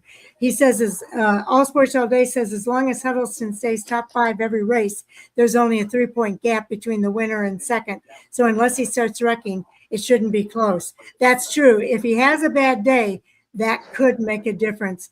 Logano once had a baby face too. That's true. He won at Auto Club Speedway, and that's what got in the what's now known as the ARCA West Series. He won and beat some NASCAR drivers in that race, and that is what got a lot of people's attention. And I think it was at Elko when Kevin Harvick raced against him, and that's where he got the nickname Sliced Bread. Oh, that could be. That could be. Okay, we talked about Huston. Let's talk about Mia Lavelle. She delivered a career highlight podium finish as well. She's one of the night's biggest feel-good stories, finishing third, running with the leaders throughout the event. She earned one of the strongest results of her ARCA West career and showed she can compete for those podium finishes in the series. And I love that, and I love that. That's why I love the West and East series when it comes to the ARCA Menards series platform. And again, we talked about some of them that, somebody mentioned they didn't know Trevor Huddleston. That's pretty much been on the West Coast, whether it be in the late models and then into the ARCA West. Do I ever see him coming into the O'Reilly? I don't know. Sometimes guys are content to stay where they're at.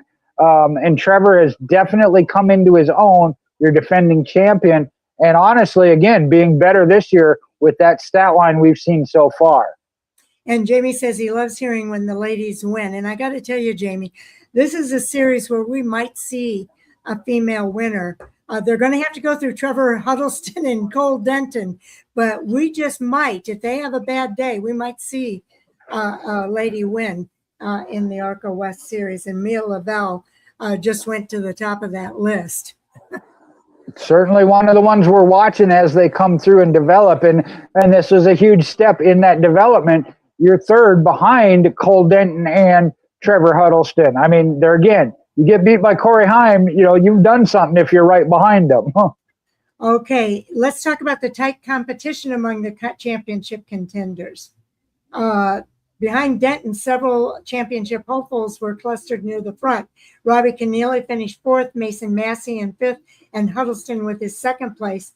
Multiple contenders with those top 5 finishes we were talking about.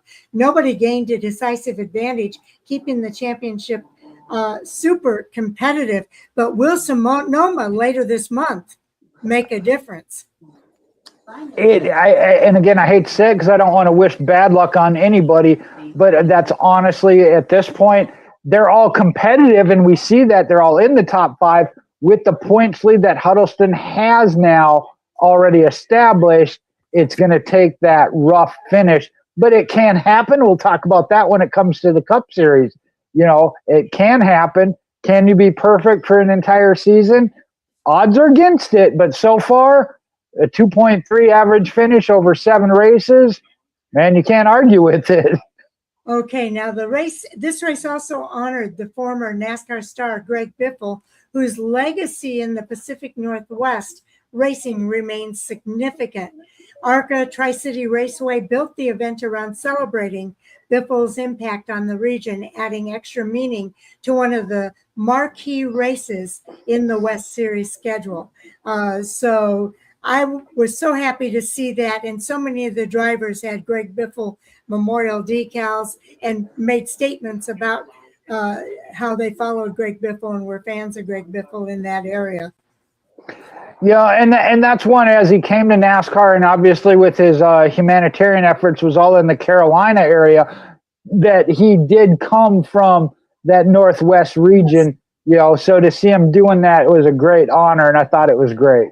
This And was he had been, right, yeah, I was just going to get to that. I didn't realize that, but the last 2 years he had gone back and run in this race and gotten top fives, I believe, third and then second. Was hoping that this would have been his year to win it, but didn't happen. I think he's at least a 2-time champion at Tri-City Raceway as well. I think that is what we read in the preview. Yep. Okay, now momentum shifts now to Sonoma. Tri-City was race 6 of the 13 race schedule, making it a pivotal midpoint for Denton's victories creates fresh momentum, while Huddleston, Keneally, and Massey remain firmly in the championship hunt as the series transitions to the road course challenge at Sonoma. That race will be on June the 26th. Let me say this first. Biffle used to hang out at a convenience store near his house on the NC 150 just west of Mooresville, North Carolina, while he drove, and afterwards. So he was a really just down to earth type guy. Yeah. Yes, he was. Okay, the biggest key takeaway here. The biggest key takeaway from Tri-City is that Cole Denton emerged as a legitimate, and I mean the real deal, championship threat. However, Huddleston's consistency, Lovell's breakthrough podium, and a tightly packed points battle mean that the ARCA West title fight is far from settled. And I'm not going to say, I hate to wish something bad on somebody. I don't wish anything bad on anybody, but that's going to be his only chance because this has been super tight. If this were the start of the season, I'd say yes. If you were to see this week in and week out, we didn't see it until recently. Trevor's got that padded point lead. There's some good stories in these guys, drivers, not guys, just guys. Denton making his name, Mia Lavelle getting that podium finish. Yes, but is it a threat for the championship? Not unless there's a hiccup for that number 50 of Huddleston. Yeah, I would agree. And Jamie Spicer says, I'm rooting for Denton. I'm a Denton fan too, but it's going to be interesting. I think this is you need to watch the ARCA West series when they race and try to catch those races because they put on a good show. Without a doubt. I don't mean to be rushing things, but we are just now getting started on our Cup Series preview. So I'm going to bring up our Cup Series notes here so that you know what topics we're going to be discussing. And there's quite a few of them in the Cup Series. We might have to skip some of them, but I'll show you what we have on our list here for tonight. In the NASCAR Cup Series, Denny Hamlin's historic Michigan Masterclass, the race results, Connor Zilich's early exit. Hamlin takes a huge bite out of the points lead. We'll go over the race results and the point standings. The race-changing multi-car crash, Tyler Reddick, Bubba Wallace, Ty Gibbs, and Austin Dillon. I really want to talk about the Chase Elliott and Christopher Bell event, but I also want to talk about the Michigan native Kostin Hocevar. He shows more speed. Was the restart wreck really his fault? I've got a different take on that, and I really want to talk about that tonight. Eric Jones delivers a huge home state finish. Bubba Wallace built some momentum. He and Hocevar had a conversation after the race. Kyle Larson keeps stacking up strong finishes, but is Hendrick Motorsports moving in the right direction? We'll talk about that. What about Trackhouse Racing and RFK Racing? Hamlin's emotional tribute to Kyle Busch, prime video coverage, and the biggest takeaway. And the additional topics, Riley Herbst expecting a decision soon. The JGR Gabehart Spire, they reached an agreement on deleted text. Brent Cruz is the number 11 successor, according to Hamlin. RCR and Kurt Busch comments on Kyle Busch. Should Kyle Busch go into the Hall of Fame right away? And Ned Jarrett. We give our sincere condolences to his family.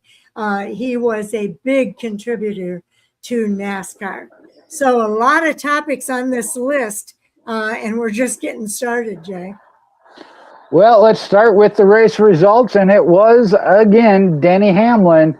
You got to give him props of the savvy veteran.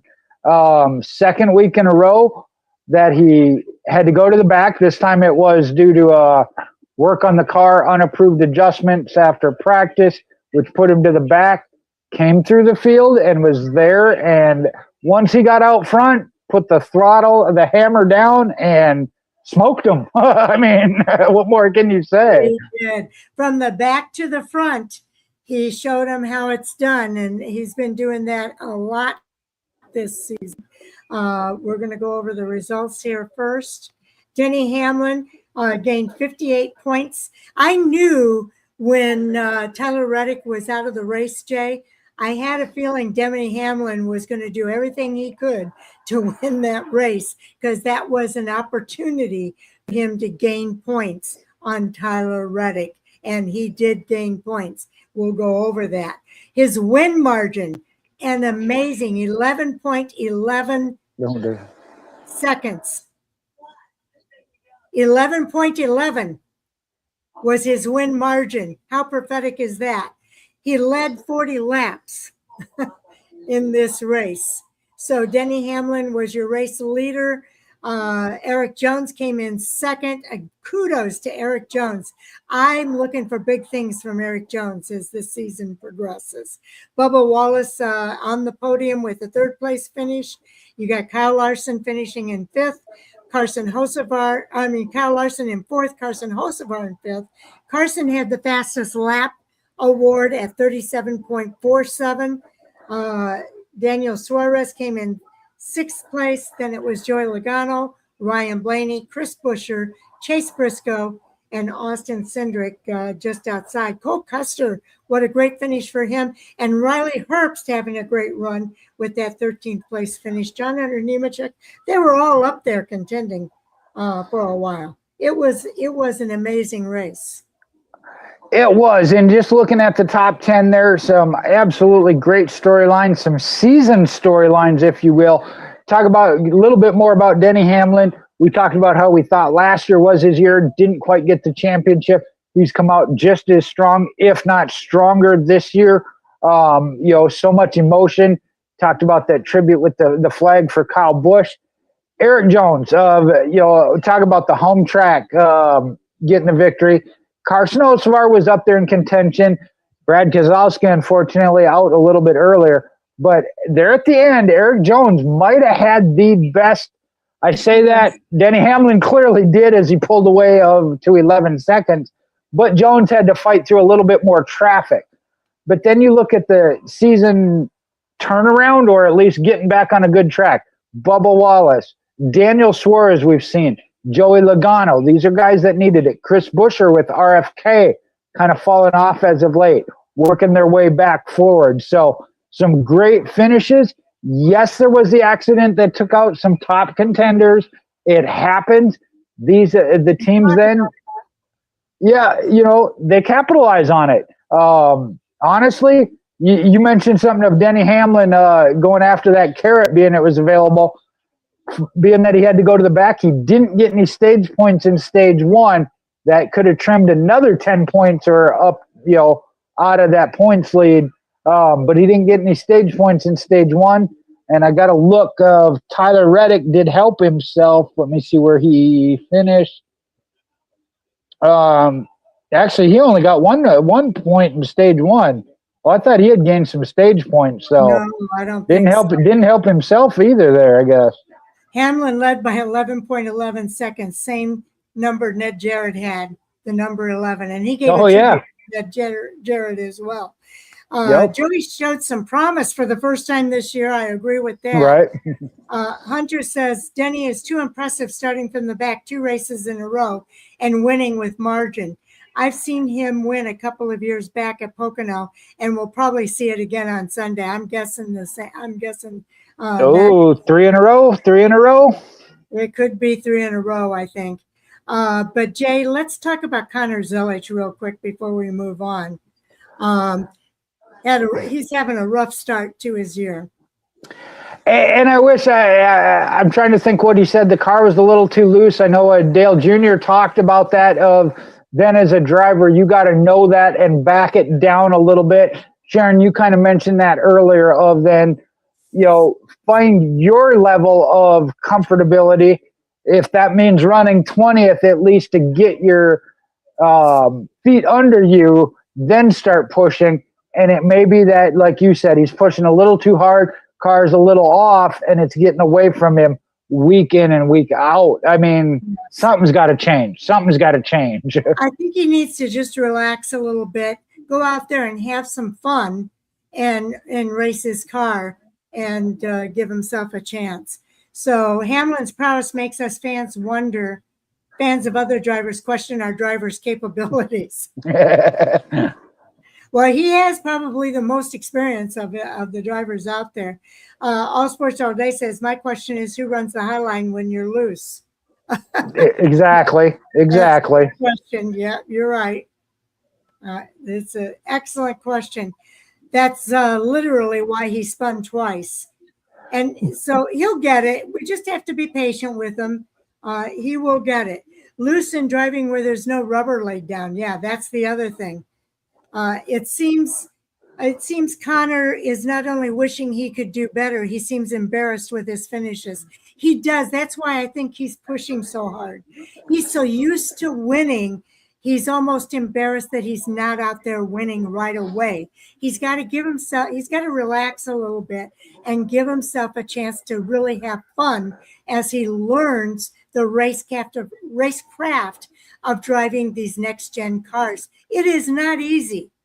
So he needs to study, observe, relax a little bit, and try to have some fun, is my advice to Connor Zelich.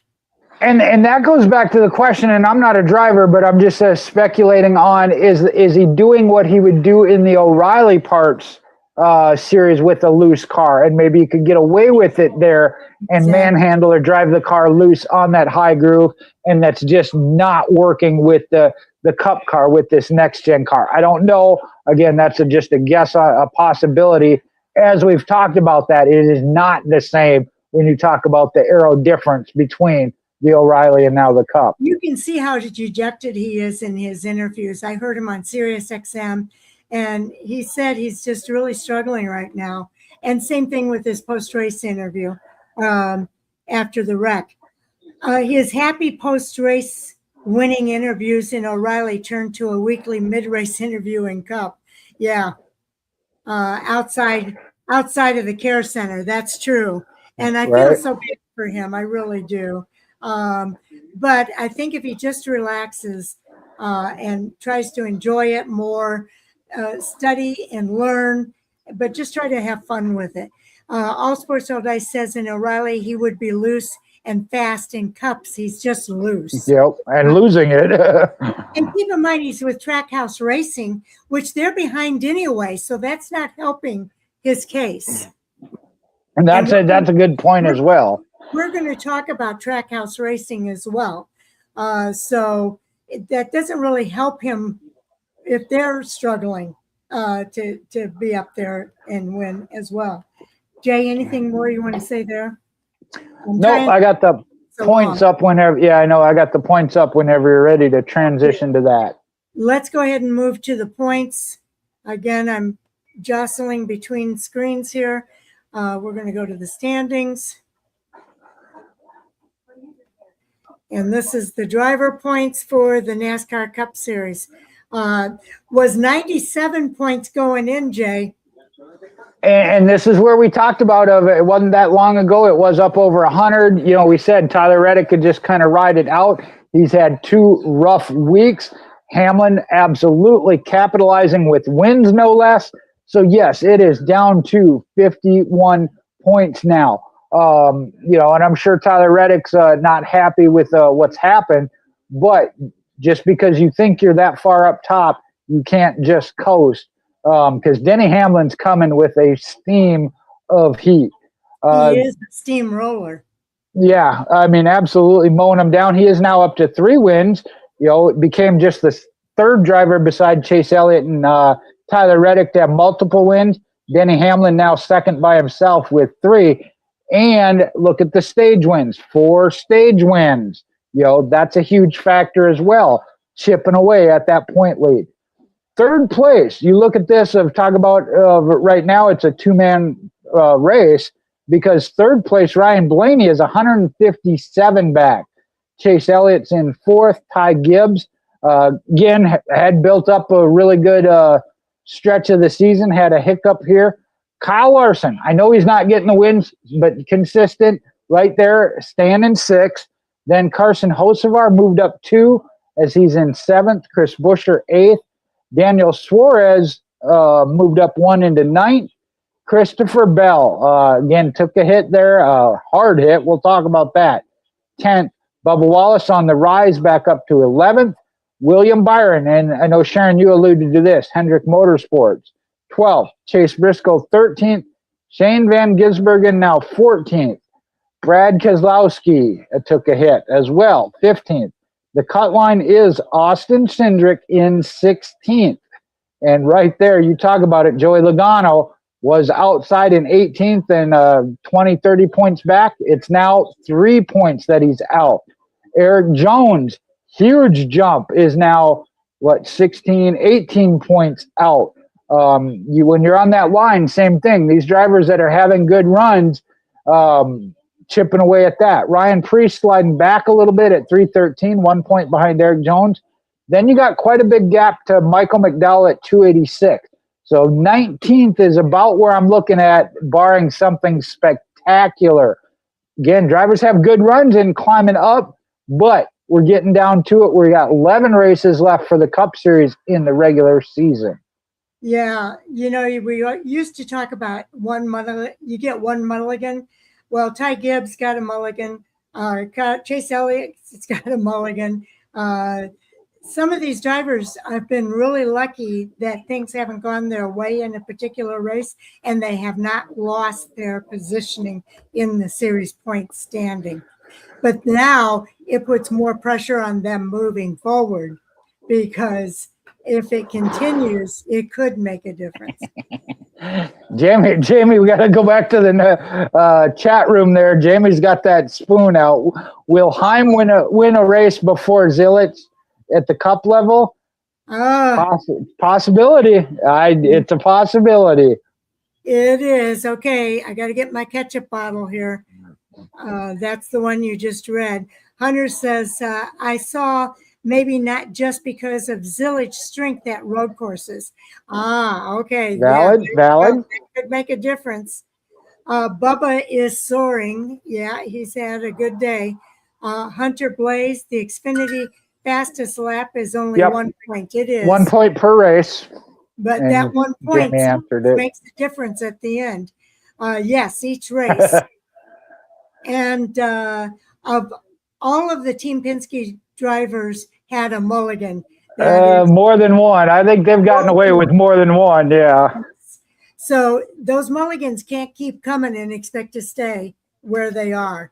So I think it's going to mean that drivers are going to be a little bit more cautious as we continue to move forward. So something to think about. But let's, so Hamlin did take a huge bite out of the points lead.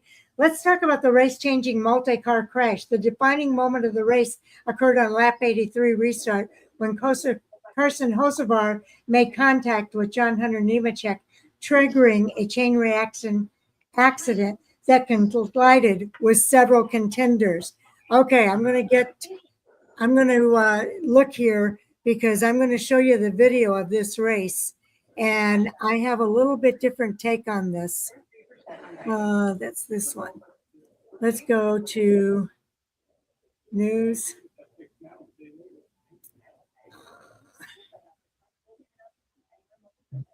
Dueling perspectives.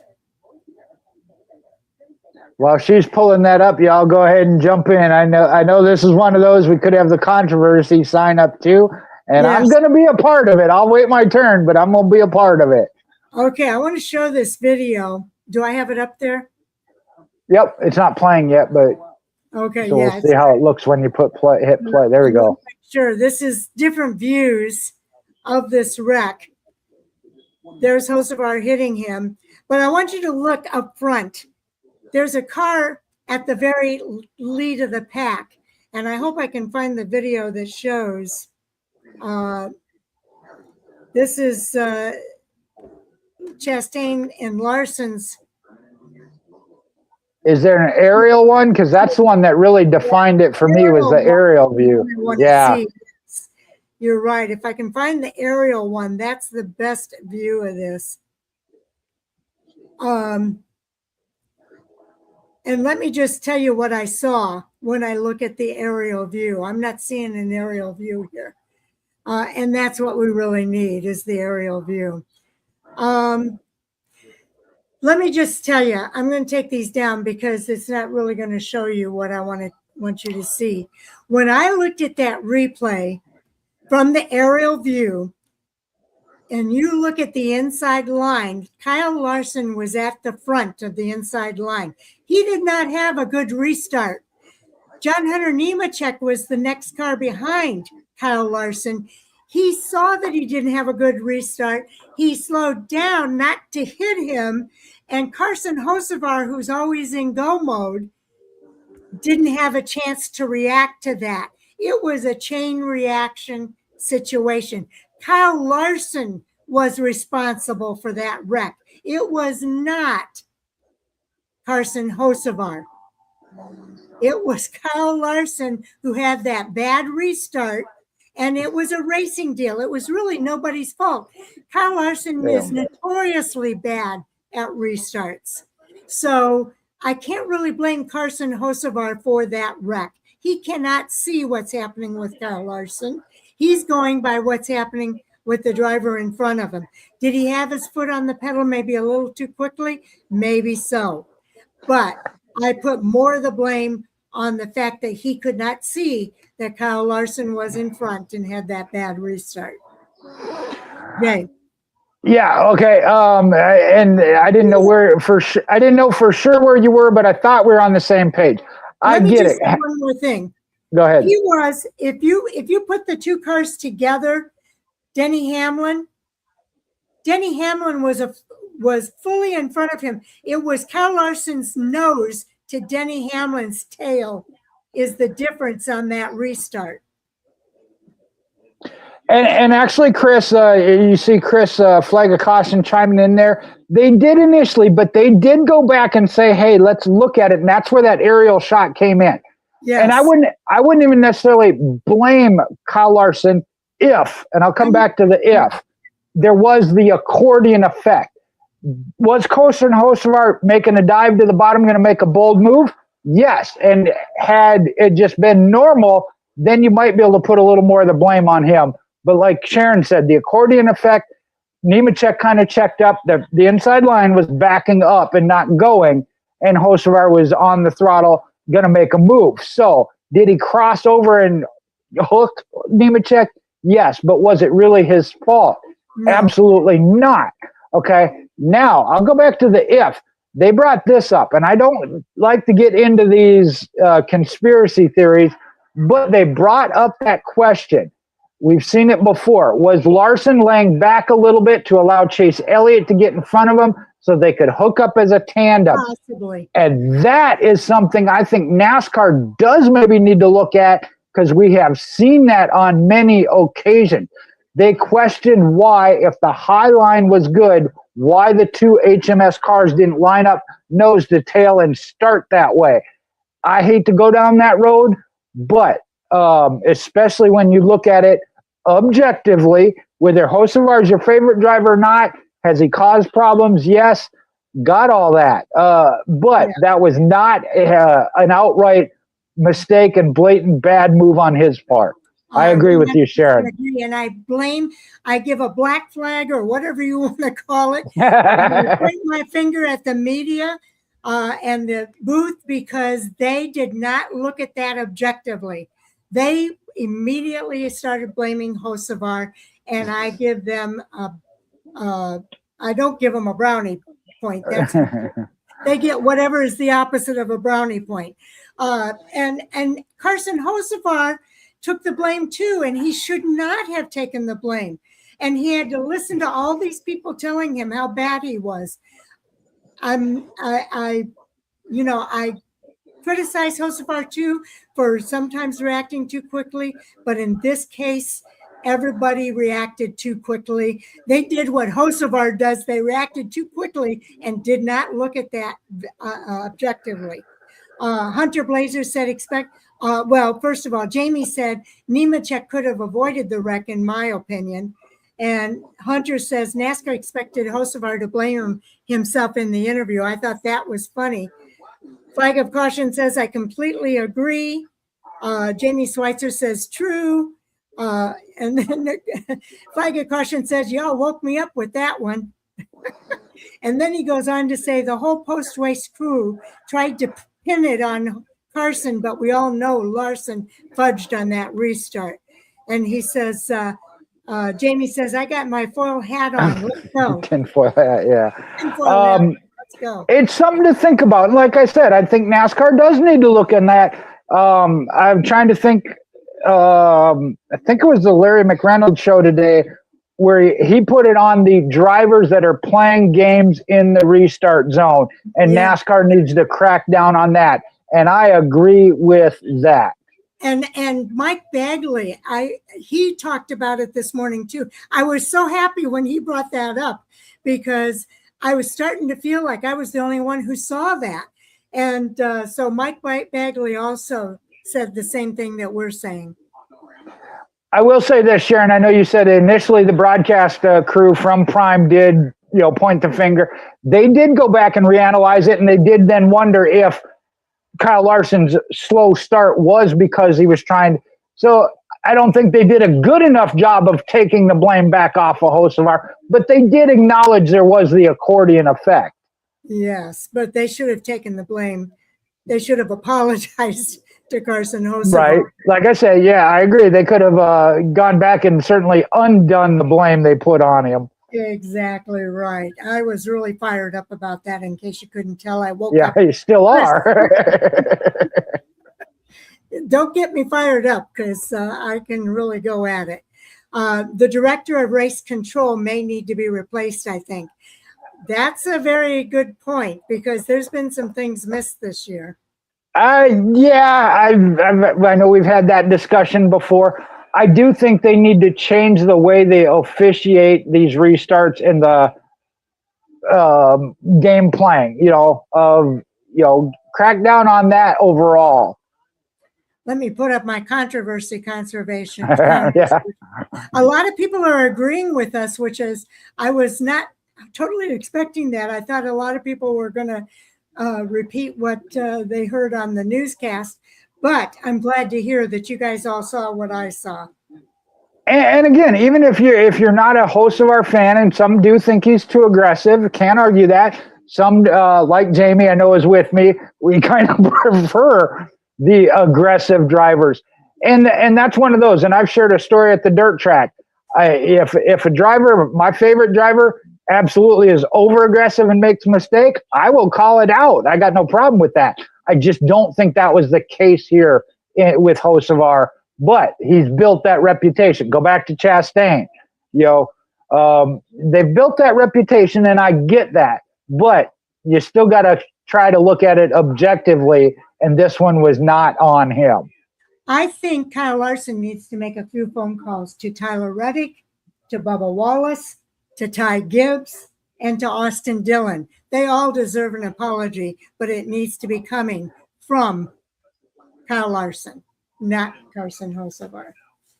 I agree with that. Now, again, was it, missed a shift or just didn't go, or was it, I'm trying to help my teammate out? And if that's the case, it's a really bad situation. It's a really bad situation. Now, Carson Hocevar is not without fault. He did have, although Hocevar's aggressive restart sparked more controversy, the Michigan driver did demonstrate some race-winning speed. He spent significant time near the front. He led laps. He finished fifth His performance continues to reinforce that his breakthrough Talladega victory earlier this season was no fluke.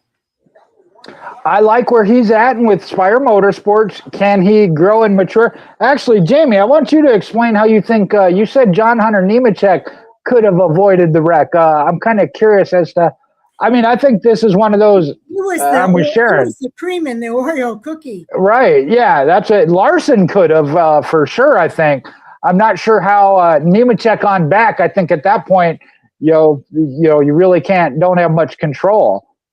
But I'd be glad to hear your thoughts on how you think Nemechek could have. And I felt bad for him. We saw Eric Jones get second place. John Hunter Nemechek having a good run, legacy, making those steps, but then steps back. Yeah. Okay. Okay, here's Hunter Blazer. When Reddick got taken out, I was so upset with the situation. I had money on him, and he was a rocket in practice. He was. I'm sorry that happened. So Hunter Blazer is the other gambler in the group. Got it. That's the second time he said something about putting money on him. And that's true. Jamie Schweitzer says he doesn't have a good spotter, John Hunter. Oh, okay. I do think the spotters need to kind of give heads up a little more quickly to some of these drivers. But I do understand this stuff happens in the flash of a second, and sometimes you can't get it out of your mouth in time. So I do understand that too. I wouldn't argue that, but again, in this situation now, where I think spotters and or crew chief, that incident on pit road between Ty Gibbs and Ryan Preece, there was somebody needed to have said or done something different there for sure. Well, even Ty Gibbs was like, "Holy cow!" You said one lane. I didn't have no one lane. There was no one lane there. They told him too. I heard the race podcast. They said one lane. He did not have one lane there. And Ty Gibbs informed him of that. And you're like, you lied to me. Yes, and he was ticked off about it. Chase Elliott did a lot worse than Hocevar. We'll come to that one. Yeah. But he did apologize for it too. Yes. No overcorrection. We're coming to that one. It's difficult for a spotter to say the right words in the amount of time they have to deploy the message to the driver. That is so true. And flag of caution. Imagine if Carson was chasing the Bella. Oh my God, no. That's where I have the problem, and this goes back to when we were talking about in the earlier races. I'm like, there's other drivers that make mistakes. Now, granted, Sharon said it. Chase owned it, apologized for it, checked on Bell post-race after he came out of the care center, felt horrible. Yes. There is a difference there. I will give him that, so that can be part of why people don't give that benefit to some other drivers, because they say, hey, I did what I had to win. Or I get that. A little humility. I will give him that. Can't argue that. Chase was about to cry. I don't know if he did take that. Well, he took it very, very hard. Yeah. No, he definitely owned it and felt extremely bad about it. He did feel it very, very badly. He says Chase was about to spin out loose going through the corner, and the car jerked up into Bell. Very scary wreck. Well, what I saw is the tail end got loose. Chase's tail end got a little bit loose. He went to correct that and get his car going back straight again, and he overcorrected and went right into Bell. Did Chase, and I didn't get to watch any post race. I guess when you watch it on Prime on the replay, you don't get the post race like you normally do live.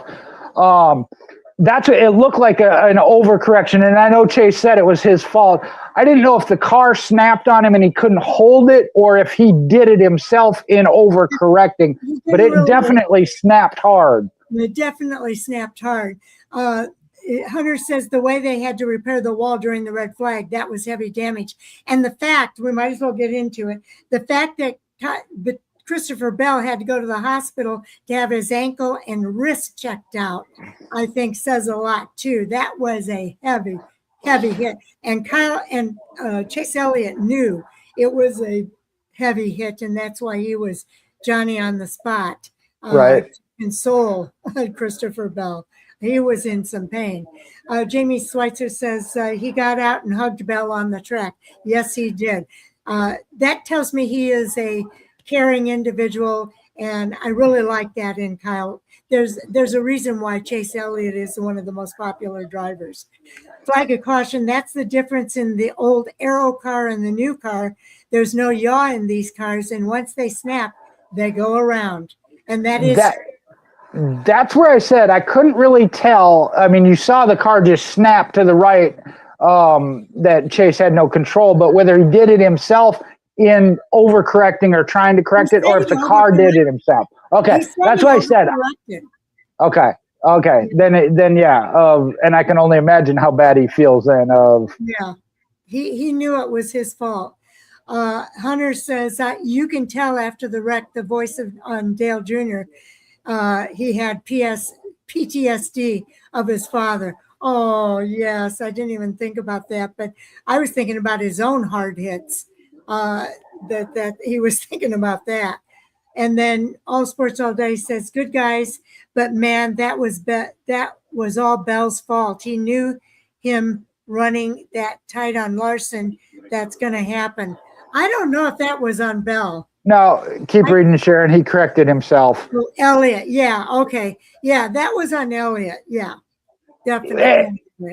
And there again, he admitted that if he's tight to dive inside of somebody like that. Now I will say this again, Bell also though, because of the side drafting, was right there on his side as well. Yeah, a little bit on the driver on the outside in this case, Bell. But again, Elliott said he overcorrected. Yeah. Do that. All Sports All Day says, second I saw Bell squeeze Elliott like that, I knew something like that was going to happen. And he goes on to say, no, that was on Bell. No, wait a second. He knew that's what it does to the guy on the inside. Bell would have gotten the runoff regardless. And that is the way some of these drivers race. I will say that they do that side draft to discombobble that driver. Right. But it's a risk when they do that. And he saw just what a risk it can be. There isn't a doubt of, can you put a little bit of it, and in this case, because this has happened several times in the past. Honestly, Denny Hamlin is one that I've seen do it, get away with it. He will run as tight as he can on you, but if that tightens that car up and they slide up, you're going to be the one that in the way. So he's a little more smoother with it. Right. But yeah, it's still a risk. It's still a risk that these guys are doing that. Jamie Schweitzer says Logano commented in his car that he was worried.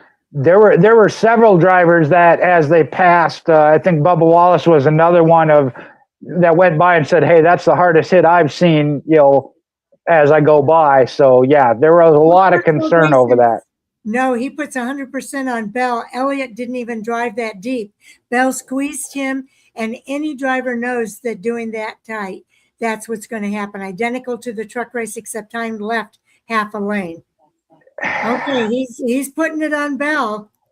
I say a portion of, and Sharon put it. A little bit of both. I wouldn't even say 50-50 though, especially being that Elliott said he overcorrected and knew he had a tight car going in there.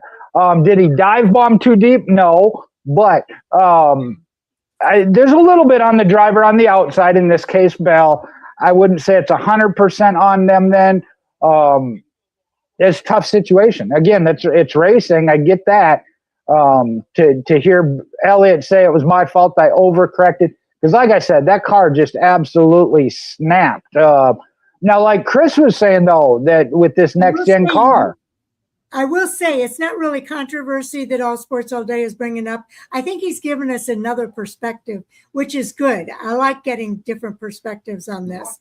All Sports All Day says there's zero chance Elliott would have saved that. Yeah, like I said, it's from the outside of it, no matter what camera angle they showed, it was tough to tell. That's why I said I couldn't even say it was Elliott overcorrecting or if it was just the car snapped and you can't catch it. Well, I think he does bring up a good point about Bell with that side draft. Right, and he's right. We saw it in the Truck Series, and that's where I'm with you, Sharon, of if you choose to go down and side draft on somebody and create that wobble in their car, you're putting yourself at risk then if that car gets loose. That makes me wonder. I wonder if Bell will make any apologies. I doubt it. But we'll see. Okay, now then, Eric Jones delivers a huge home state finish. Thoughts about Eric Jones? Second place finish. I was so happy for him. Okay, we'll come to that here in a minute. Yeah, for Eric Jones, like I said in the rundown of the results, tough to tell because he was in traffic and Hamlin was out front. Hamlin's car liked to be out front. We saw that as he ran away. But Eric Jones certainly had a competitive car, just too far behind there at the end. Had he had more free air as Hamlin did, would he have caught him? It seemed like his car was definitely the long run car. Yeah.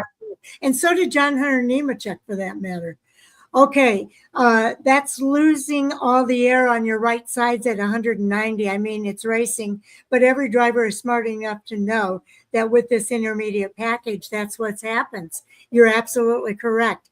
And then Jamie brings up the question, who fills in for Bell if needed? And I think he might need a backup driver this week. We'll have to wait and see.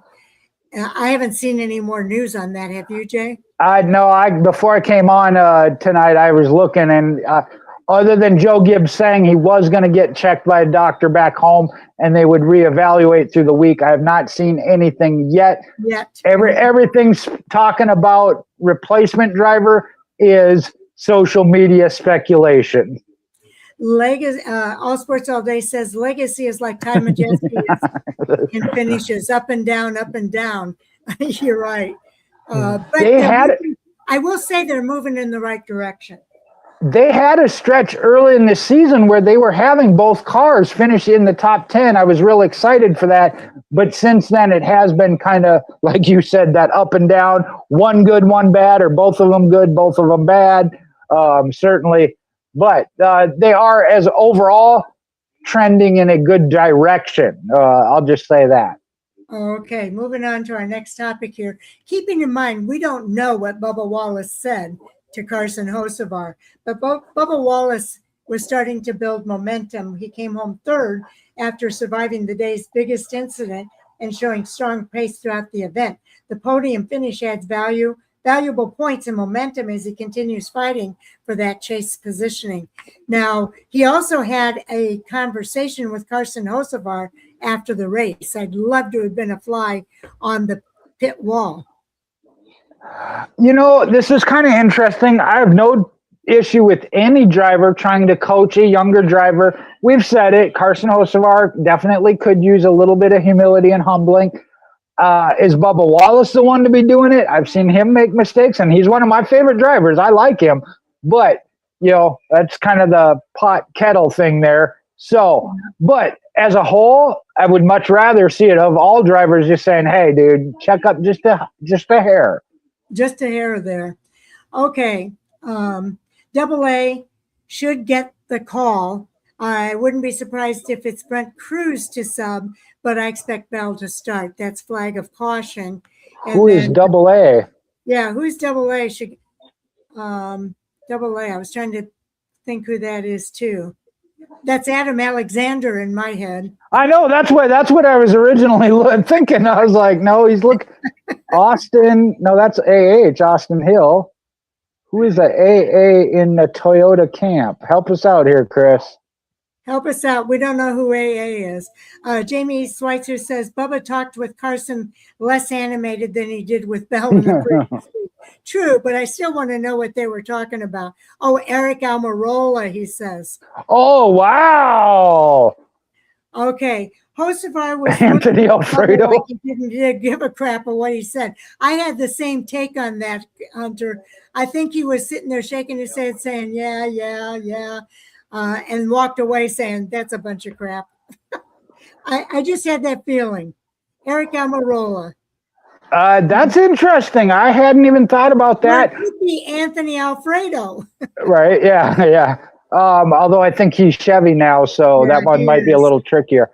my first thought was, I don't know what Corey Haim's schedule is in the 67. That is a possibility. Brent Cruz, obviously, when we get to that, of the heir to the 11 when it comes time.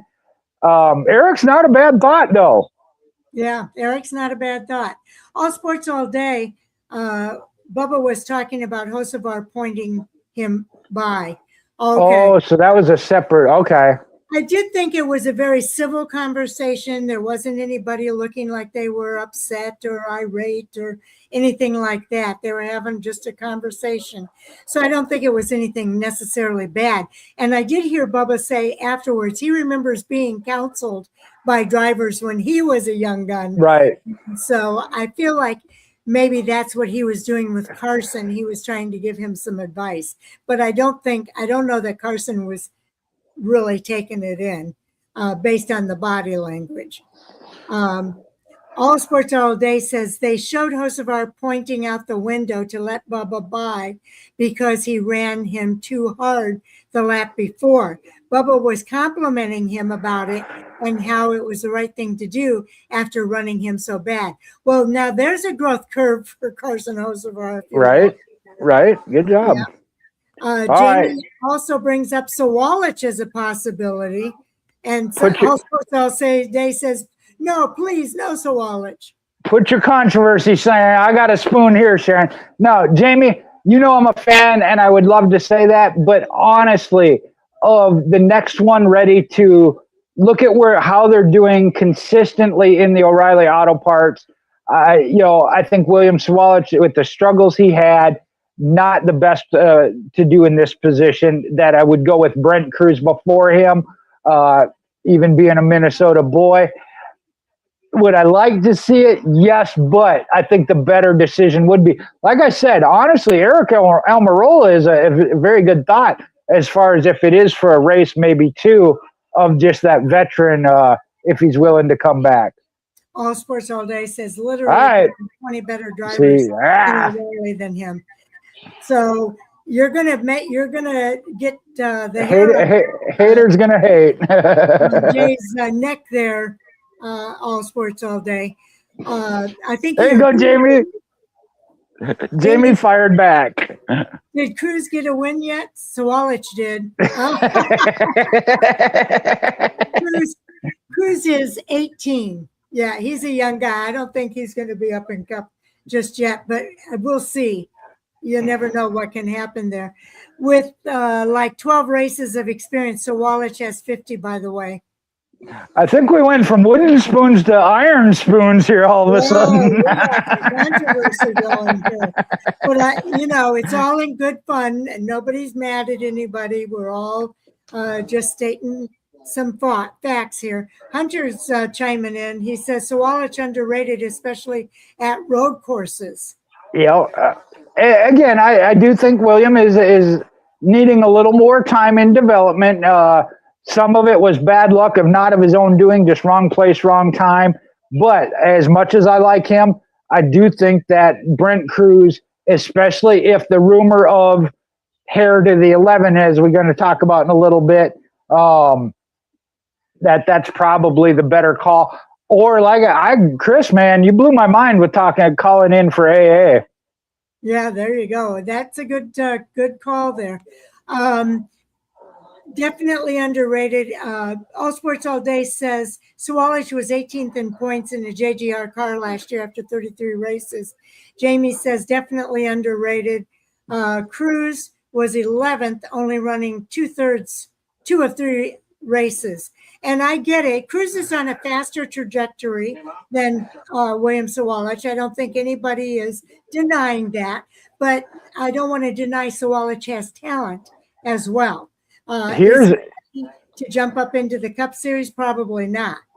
Here's the flip side, Sharon, though. I'm going to kind of put an end to all of this and go back to it needs to be Eric Almirola. We're comparing both of these and what they're doing in the O'Reilly. Yes. There was nobody better than Connor Zilic in the O'Reilly. Is that who you want in your Cup car right now? Probably No. not. So I say neither one of them. So there is a big learning curve between the O'Reilly Series and the Cup Series. Everybody knows that. Some drivers are going to go to it better than others, but look at the way Corey Heim went about it. He went about it very differently than Connor Zilisch did, and he's going to get different results as a result of that. He did it, I think, the right way. Connor Zilisch rushed into it, I think. So we'll see what happens there. But I was going to say something else, and I can't remember what it was now. I just think Connor Zilisch, or not Connor Zilisch, William Sawalich is on a different learning curve than Cruz. I can't think. I agree. Yep. All right. No, I would have to agree with that. And so it doesn't mean he's a worse driver. It just means that he's on a different learning curve. He can be just as successful as Brent Cruz. He's just going to take a different path to get there. Jamie Switzer said it would make a great tryout for Denny's replacement. And Flag of Caution, want to be like Mike because everybody hates Chris. Old school TV there. Yeah, it is. That's pretty funny. Okay, so and all of this is if, and we don't know if Bell needs a replacement. We got to keep that in mind. True, and it could be AA. Eric, I really, like I said, with it being at the Cup level, both of those drivers, Brent Cruz, William Sawalich, I think are going to get their day. Does it need to be in this situation? If I had that option, now that Chris has brought it up, I would go with Eric Almirola. I'd be calling him. Okay, this is going to go into our additional hot topics. Kyle Larson keeps stacking up strong finishes, but they're not winning yet. Kyle Larson is on a 39-race winless streak still. William Byron, I thought, was showing some signs of improvement, but he fell back. Who else? We're talking to Alex Bowman. We didn't really see. Who else? Yeah. It was a week again. Here again, as Hendrick as a whole, it seems like as they've said they're getting their hands around this new nose and whatnot. William Byron was one of the stronger, seems to have dropped back. Chase Elliott kind of taken the lead. Again, the situation happened. He didn't have a good finish, all that. But Chase Elliott and Kyle Larson have been the top two best finishing. And Sharon, you said it. If you were to look at his stat line of, has he been running good? Kyle Larson, yes. Okay, is he getting the wins like he was? No. So, yeah, there's some concern there, but it's not like he's not finishing or getting 20th or worse, having a Joey Logano type season. Just, wow. I can't believe I said that. We use Joey Logano as an adjective there. Right. Or falling off. I mean, Ross Chastain, he went from being a championship 4 playoff contender to 26 in points. Kyle Larson has not fallen that far off the wagon. It's just he's not getting the wins 1 out of every 5 races like he had been. Right. Cindric, another one. Yep. Cindric is another one. Yeah, you're right. And I was going to bring up Trackhouse Racing. They're not on their game this year, and neither is RFK Racing. Is kind of like we were talking about. Who was it? Yep. There you go. The up down, up down. They're having the same issue at RFK Racing. My ears perked with the Joey comment, Jamie Schweitzer. I mean, he's having a rough year. I mean, when you're happy with a top 10 run, yeah, when you're thrilled about a top 10 run, that tells you how rough a year they've been having. He said that, too, in his interview. Exactly. He knows it. He knows it. Okay, RFK Racing. There's a lot of teams that are either up and down, just not having the season that we're accustomed to seeing. I had hopes that maybe in the second half of the season we might see some improvements there, but so far I don't think that's the case in some cases. And what's that come down to? What are we looking at this year? The chase format? You can't have that. You got to be consistent week in and week out. Tyler Reddick, Denny Hamlin. I know Tyler Reddick has had a couple of rough weeks now here back to back, but still your points leader in a good position. You look at those ones up front, Ty Gibbs. That, to me, I mean, just has been impressive how much Ty Gibbs has this year showed good consistency week in and week out. Ryan Blaney, that fits in his wheelhouse, even as the top Penske team. Still, what did I say? Third place, but 157 out. You know, yeah, you got to still have the wins with it. More highs, a high. That sounds funny. To be up there like Hamlin and Reddick, but Hendrick Motorsports, it's not going to be their year because that up down ain't going to cut it come chase time. Yeah. Jamie Schweitzer's comment was in relationship to what Joey Logano said in his post-race interview. He did say what I said. And All Sports All Day says, why do we act like Joey's having a bad run, is doing bad, running the exact same so far as his 2024 championship season? He was 17th in points halfway then, and he is today. Dude is having an average season. And I got a feeling that he's probably right. Joey Logano might be one of those drivers that just kind of lays back in the first part of the season and doesn't come on until the chase begins. All right, but think back to that. That was under the playoff system. He got in on the what was that the year he got in based off of Bowman's DQ. But in that era, the win and you're in. You don't have that anymore. Some of these drivers need to realize that they can't just get a win and get in and then turn it on. It's not going to work. Exactly right. It's not going to work this year for Joey unless he can get into that top 12, top 16, and he's going to have to work hard to do that. Dylan boys are not doing good consistently. They've been up and down too. Austin was running really well up until he got caught up in that accident. And All Sports All Day says in 17, and that 17th was with a win in 24. So statistically, he's actually doing better. And then he says, no, I don't know what the no is for. 5 overtime Nashville win was 24. Right. Oh, yeah, you're right. You're right. It was a round of 8, yeah. My fault, Jay. And then he says, sorry. And then Jamie says, I'm a lifelong Logano fan since before his first win. Joey's MIS having his worst season so far. I agree. I mean, and I'm not just statistically, and I know All Sports All Day throwing out the statistics, but just in general, was he super strong, that year in 24? No. Was he at the tail end? But again, in the win and you're in, you could turn it on, get a win and turn it on at any point. That's not the case now. So, and he really has, they have been off, and he's admitted it. They have been off this year. And Jay, your comment about it being a different format this season couldn't be more true. It is going to be a lot different for Joey Logano trying to get into the chase this year and making it work for him with the points, even with the points reset. He's got to change his strategy if he wants to. He's still on the outside. He's closer. He's only a couple points now, but he is still on the outside looking to get in, and that's just into the top 16. Again, most of your analysts say you got to be in the top six on the reset in order to really have a shot at it. Yep. Okay, let's talk about the emotional tribute to Kyle Busch with Denny Hamlin. One of the most memorable post-race moments came when Hamlin honored the late Kyle Busch after tying him on the all-time wins list. Hamlin carried the special number 18 flag during his celebration and spoke emotionally about Busch's influence on his career, creating one of the most heartfelt moments of the season. I did get a little emotional and when I saw that flag come out, and the way they did it, I love it, with the one kind of shadowed against the number, the stylized 8. I thought it was fantastic.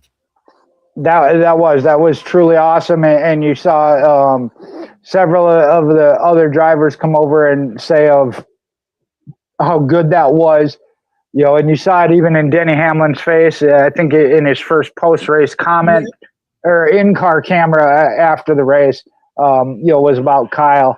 They had their jabs back and forth earlier in the year. But honestly, and I believe this, Hamlin really did feel bad for him.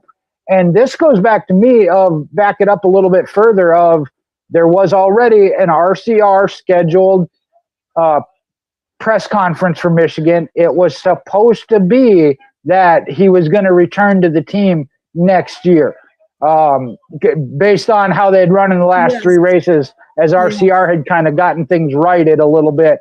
So, Jamie is saying horrific he got situation. with RCR in order to put that flag together and use that stylized date, which I got to give kudos to RCR too for allowing him to do that. I thought that was great cooperation between the teams and a great tribute to Kyle Busch. And, I was trying to envision in my mind what Kyle Busch would have done. He would have been happy, I think. Underneath it, maybe not as much happy, but I think he would have been happy for Denny that he had gone there. But I bet he would have been trying to go after that next win in the Cup Series to make it a battle. All right, all sports all day. I know you got the statistics, and that's why I said I'm not saying statistics wise, or if you look at 21st in points versus where he's at now, but just as a performance across the board is what I'm seeing out of them this year. Okay, I'm going to go ahead and do the biggest takeaway here, and then we will before I do the biggest takeaway, what are your thoughts on the Prime Video coverage? Again, I think I would never knock them. I do think they do a great job. They have more capabilities, being that they're a streaming system versus cable. But what I would like for people to understand, the TV network also has other things. When they have a race scheduled, they got some other program going behind. A streaming system doesn't. If they go 10 hours to cover a rain delay, they don't have to worry about shifting other program or anything else. So keep that in mind when you start knocking on the coverage of a network program, television program versus the streaming. Okay, I'm going to paraphrase here, but Jamie says Kyle Busch would have been ticked, Denny said. You can read what he actually said. But, and I think he probably would have been, but I don't think it would have stopped him from giving Denny a pat on the back. All Sports All Day says, I don't know. I was fresh to this earth, but Joey's rookie season was way worse than this. Well, okay, yeah, his rookie, he had a couple of rough years, yeah. I can't explain the things I do for a full season. And that was All Sports All Day. And Jamie says he won a race his rookie year. He was not so far off this year with Joey. Boy, these two are just back and forth. I got to get the controversy sign out. Back up, yeah. They're still going two topics back. We got to get our controversy sign into the chat room because I love it, though. I love it. I'm not going to get into a statistic argument with All Sports All Day. Okay, I like the Prime Video, and I understand what you're saying, but they did their research on this. The ones that are complaining are the ones that don't have Prime Video, and I get that. I understand what their complaint is, but NASCAR did the research. There's a whole lot more people that have Prime Video than don't have Prime Video that are watching NASCAR. And that's why NASCAR did what they are doing with Prime Video. So this is where the future is with the next generation of NASCAR fans. They're all streaming. It's the older fans that are not doing the streaming. And I get that. They're not trying to alienate you. That's why they're only doing 5 races, but they are also trying to engage that next generation of race fans. So don't take it so personal that NASCAR's having an affront to you. Personally, they're not. They're trying to reach out to the next generation of fans. All right, so Sharon, and it's interesting. It's a little more about football, but with the guys I go to the prison with, and yes, I am the youngest of that group at age 50. But they're talking about college football, and it was the same answer. If they go to a streaming only or individual, they were talking about the SEC specifically, that they're going to lose those fans. I understand you're trying to adapt and engage the new fan, but is there a big enough fan base of new fans to replace the core that is 40 to 50 and up? And I just don't think so. I don't know. I don't know. It's a different type of fan that we're talking about. And that's what NASCAR is engaging with. I know NASCAR has put a lot of research into this, is the point that I'm trying to make. They put a lot of research into this before they make these decisions. They're not just making these decisions on a whim. So they've looked at all those facts and figures. I get that, and because they were even comparing to the NFL. They don't watch the NFL now because NFL went to a primarily. You still have several games, but the NFL ticket, streaming platform. I think you're going to lose more than you're gain. Okay, and that's a fair statement. All Sports All Day says, remember this, Jay. It says we're up like 38% on the 20 to 40 age bracket. Is what he said. Jamie says Prime Video seems to be doing well. I don't have it. And All Sports All Day says, I do hate the decline in the older age. I can see how it feels like they're alienate them. And I can see that too, but that's not what it really is.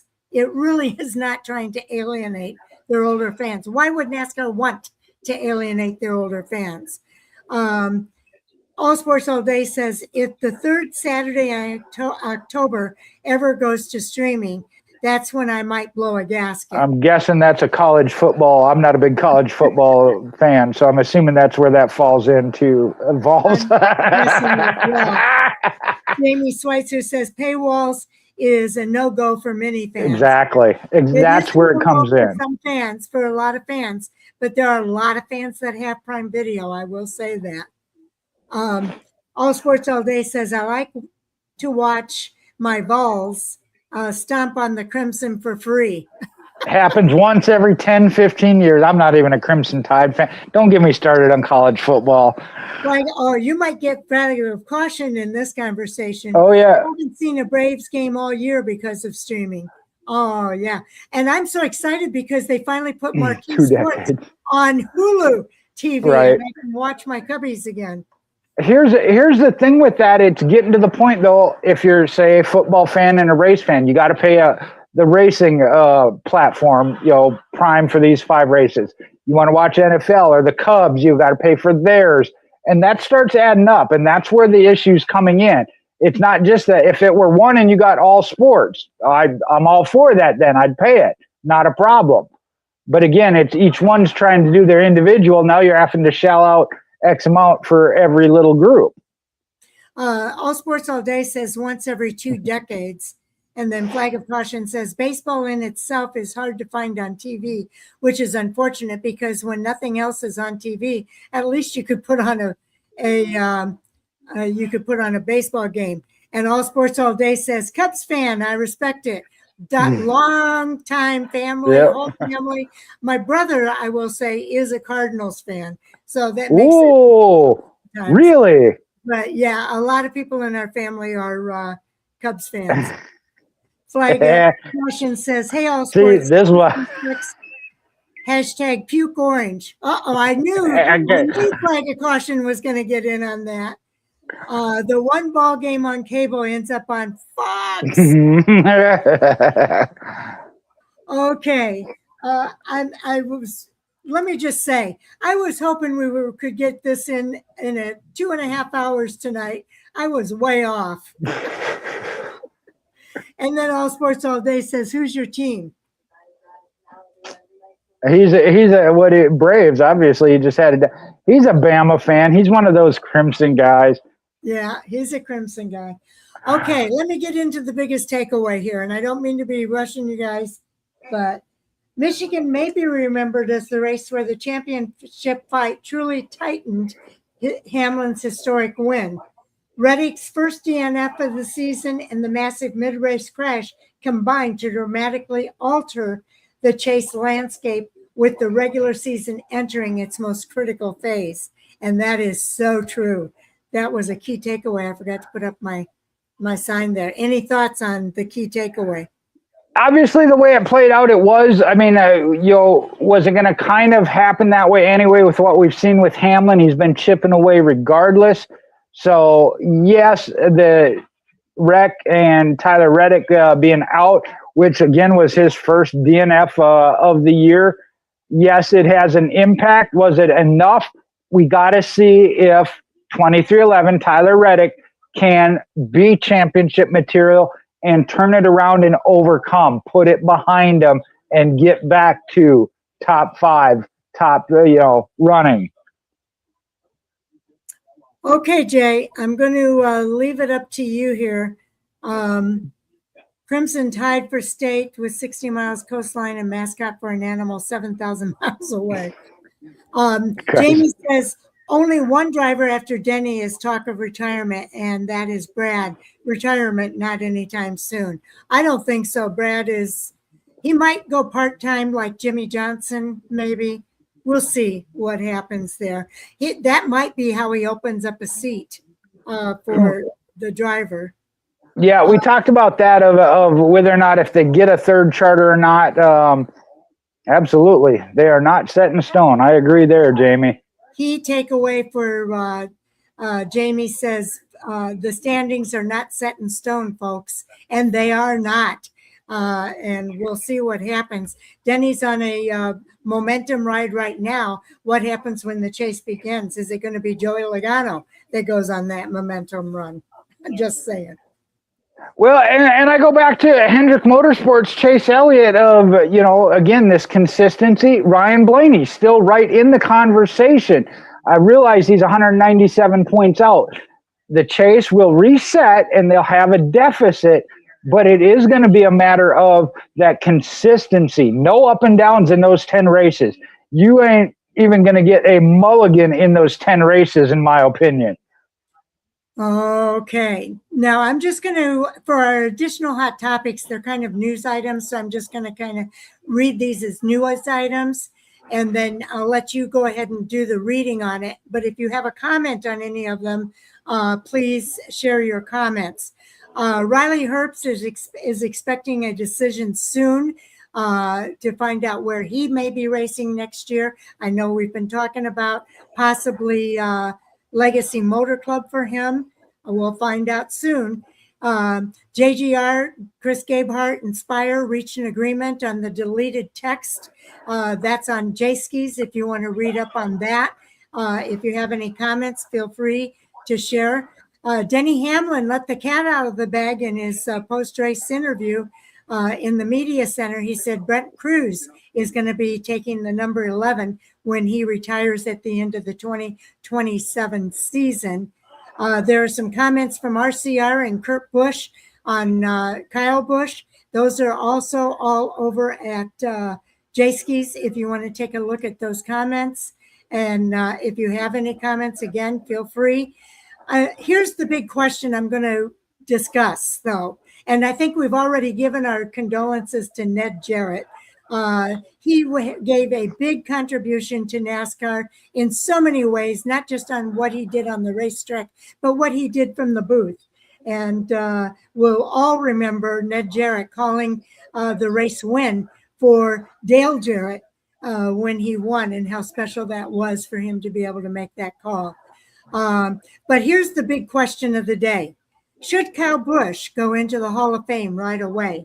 There's a lot of conversation about that right now. So if I have one topic to discuss as we close out the show tonight, that's the one I'm going to go with, Jay.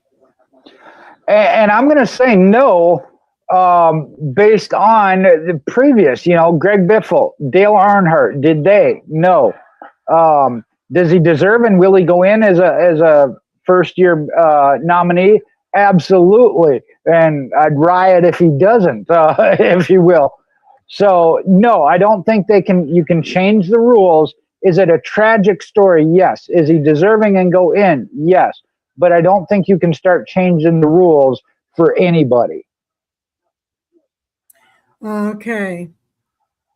Okay. It's got to be 3 years, Jamie. So it's not the next class either. It's got to be 3 years. 3 years is when they would come up. Okay, every time we see a hard hit like Bell, I think we must not forget Cody Ware's 90G impact at Chicago last year with no caution. Way to be NASCAR 1 year later, still ticked, as you can tell. Yeah, I know, it's frustrating. Herbst doesn't go to legacy, Jamie says. Gabe Hart and JGR settle out of court. Denny's succession pick is a guess. Okay, well, we'll see. And then All Sports All Day says, Bush fan since I was 2, please no. He's a first ballot no matter what. There's no reason to. We all know he's going to be one, and no next class. Yeah, I agree with everybody. I think we follow the rules as they've been laid out. In 3 years, Kyle Busch will be a first ballot Hall of Fame driver. And it really breaks my heart that he can't be here to see that. But it is what it is. Like literally, what's the point? And that's true. There's really no reason to do it so quickly, I think. Somebody would have to really convince me what the reason is for doing it so quickly. And I can't think of a really good reason to do it so quickly. I think that give the 3 year period, if you will. I don't know what to call that period, grace period or whatever. Give that 3 year period and let's put him in as a first ballot pick. And I think that is no question. He will be in as a first ballot pick when that 3 years is up. And I think all of us will be able to celebrate it a little bit more after 3 years too, versus now when it's still a little bit raw on everybody's emotions. I think it's too quick to do it now. Mr. Bush, what do you credit your career success to? Pure talent. I love it. All Sports All Day. Would have loved to hear that one day. And then Jamie Schweitzer says Kyle and Biff should join together. That's a good point. I would love to see that too. Kyle and Biff. Biff was up there this year, wasn't he? He was eligible this year, yeah. I think he was eligible this year. It would be cool to see Kyle and Biff go in together. It's been a really rough year for the NASCAR community, no doubt about it. Jay? Wow. Unless it's All Sports All Day says unless we get a really bad class one year, Biff will probably never get it. I disagree with that. Again, he was so close. Humanitarian. Both on and off the track, and he was the closest and so close to being a champion at all three of NASCAR's top levels. I don't remember 60 points, 40, 60 points away from winning a cup championship, and he'd have been the only driver to do that. So I do think he gets in, whether it's in the next year or two, I don't know. I would have to look at it, but I do think he is deserving. I do too. He was 5th in the final votes, 2 spots lower than the final year and last year. All right. So that was our big question of the day should Kyle Busch go into the Hall of Fame right away? And I'm glad to hear the responses that we had on that. I think that is the prevailing feeling. At least I hope that's the prevailing feeling. We'll see. There have been some posts about it, and we'll see what happens. So with that, Jay, any parting comments before we go? Yes, I do. And it's a complaint, which I don't do very often. But it relates to the announcement that we started this show with. Up until this week, I hadn't even heard that NASCAR was again doing this bracket tournament. We said they dropped the ball with it last year and not promoting it. Why has it not been talked about up until now? I don't even care that they're changing and taking away the seeding races. That was a prime deal. And then the 5 races of TNT. Yeah, I don't know. This one's more than just controversy. This is just. I'm going to have to get a fired up. There you go. There you go. Exactly. Just fired up in general. Man, it is a great thing. And TNT, it's your races. Why are you not doing something about it? And I'm going to have to settle down or take my heart medication, one of the two. Yeah, you're right. TNT dropped the ball last year in promoting the in-season challenge. They're dropping the ball again this year. The more people they have involved, I think it's probably a little bit harder for them to manage it somehow, but I do think they said they would last year, but not a word about it since. That's true. All sports, we can't promote in-season tournament. How will the masses know about Exactly. it? Well, they're calling it an in-season challenge. We're calling it Right. in-season tournament to distinguish ourselves from them. Biffle has better stats than Burton. Oh, Chris gonna fire Sharon up. He might have better stats, but Jeff Burton did a whole lot of contributions off the track, not only in the booth, but also as it relates to the safety of NASCAR drivers who are walking away from crashes right now because of the work that Jeff Burton has put into it. Again, I think they're both deserving, and they will both get in my opinion. Thank you. I'll try and be the mediator here and calm Sharon down. I won't see Tim Richmond or Neil Bonnet in the Hall of Fame. Sure, but Burton's role in driver safety and yeah, I agree. All sports all day. He did a lot for driver safety. You can't include Biffle's humanitarian stuff, not NASCAR related. There's a whole lot of That's irrelevant. No. People that live in that area. A lot of fans, a lot of drivers. There's a lot of people he was helping. That's a case with Jamie Spicer. And I don't know what Want went to. Something he did up front. He wants to see Tim Richmond and Neil Bonnet, won't. Okay, yeah. I had to go find the one he was. There you go. Yeah. No, you're off track. Who you are off track is just not, I'm not going to say as important, but does play a big factor in the Hall of Fame. What you give back to the sport of NASCAR, whether it be in broadcasting, a team owner, that is just as important. I understand. Again, go back to drivers that didn't win a championship or the 500. Does that mean they don't go in the Hall of Fame over somebody that did? No, it's a total package. So it's not just about what you did on the track statistics.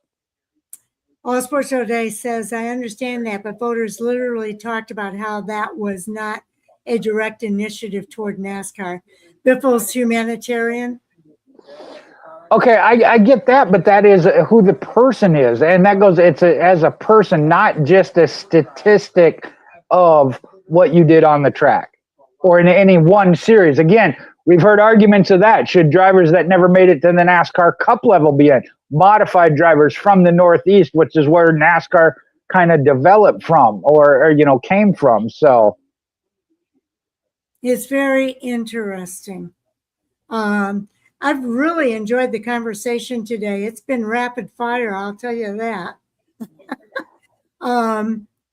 Jamie says, as a Western North Carolina resident, it was huge in NASCAR what Biffle did for relief. There you go.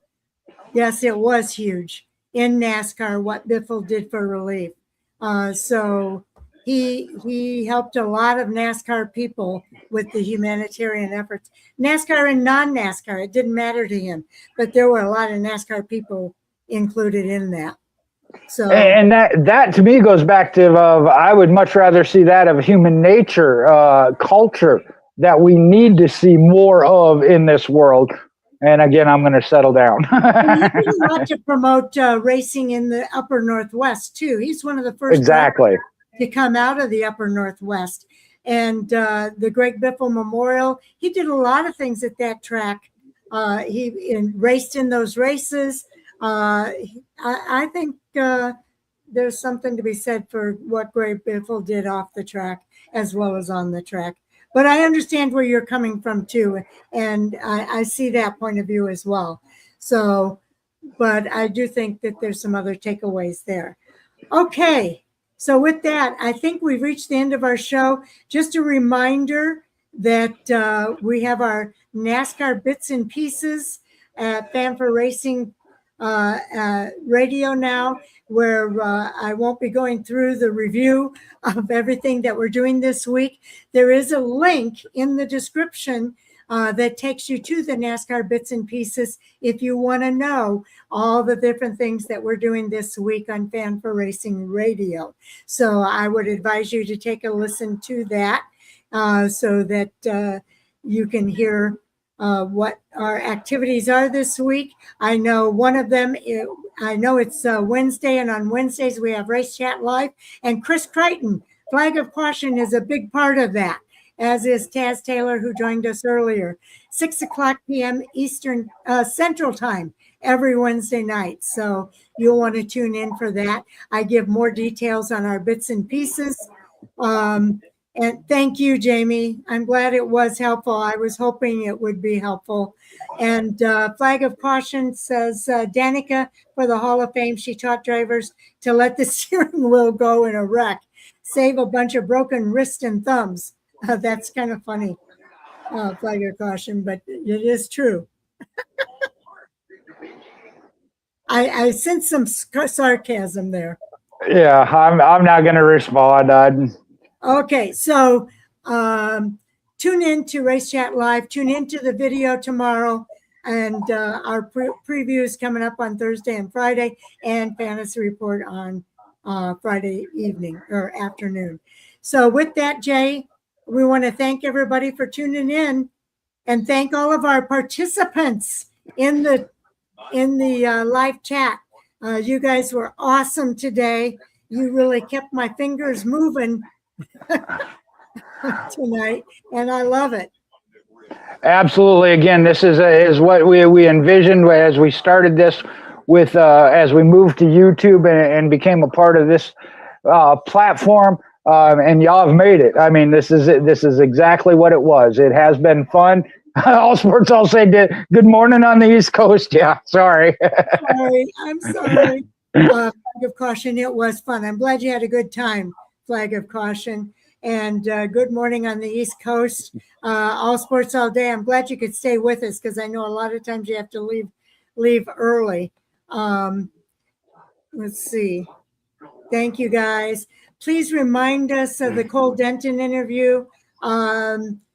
It's going to be sometime tomorrow evening before that comes out.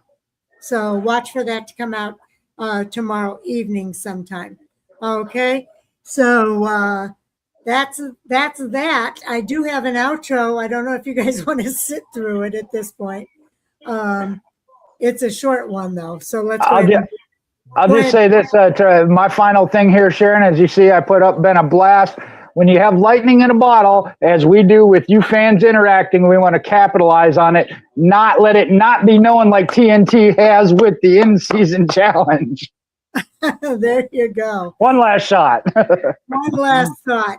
And now I'm going to give you my last thoughts in my closing monologue here. And there's some questions here. It will be too late to answer in the chat room, so you can give us the answers in the comments. Who's the man? Who's the man? Have a great night. Back to you, Susan. Okay, Chris. I appreciate it. Okay, my closing comments. What a weekend it was at Michigan, and what a discussion we had tonight. That truer words were never spoken. Whether Michigan truly changed everything or reinforced what we've been seeing all season, one thing is certain. The intensity is only going to increase from here on out. Every race, every stage point, every finish matters. And as teams battle for playoff positions and championship momentum, we want to hear from you. Which Michigan storyline stood out the most to you? Did a driver make a championship statement?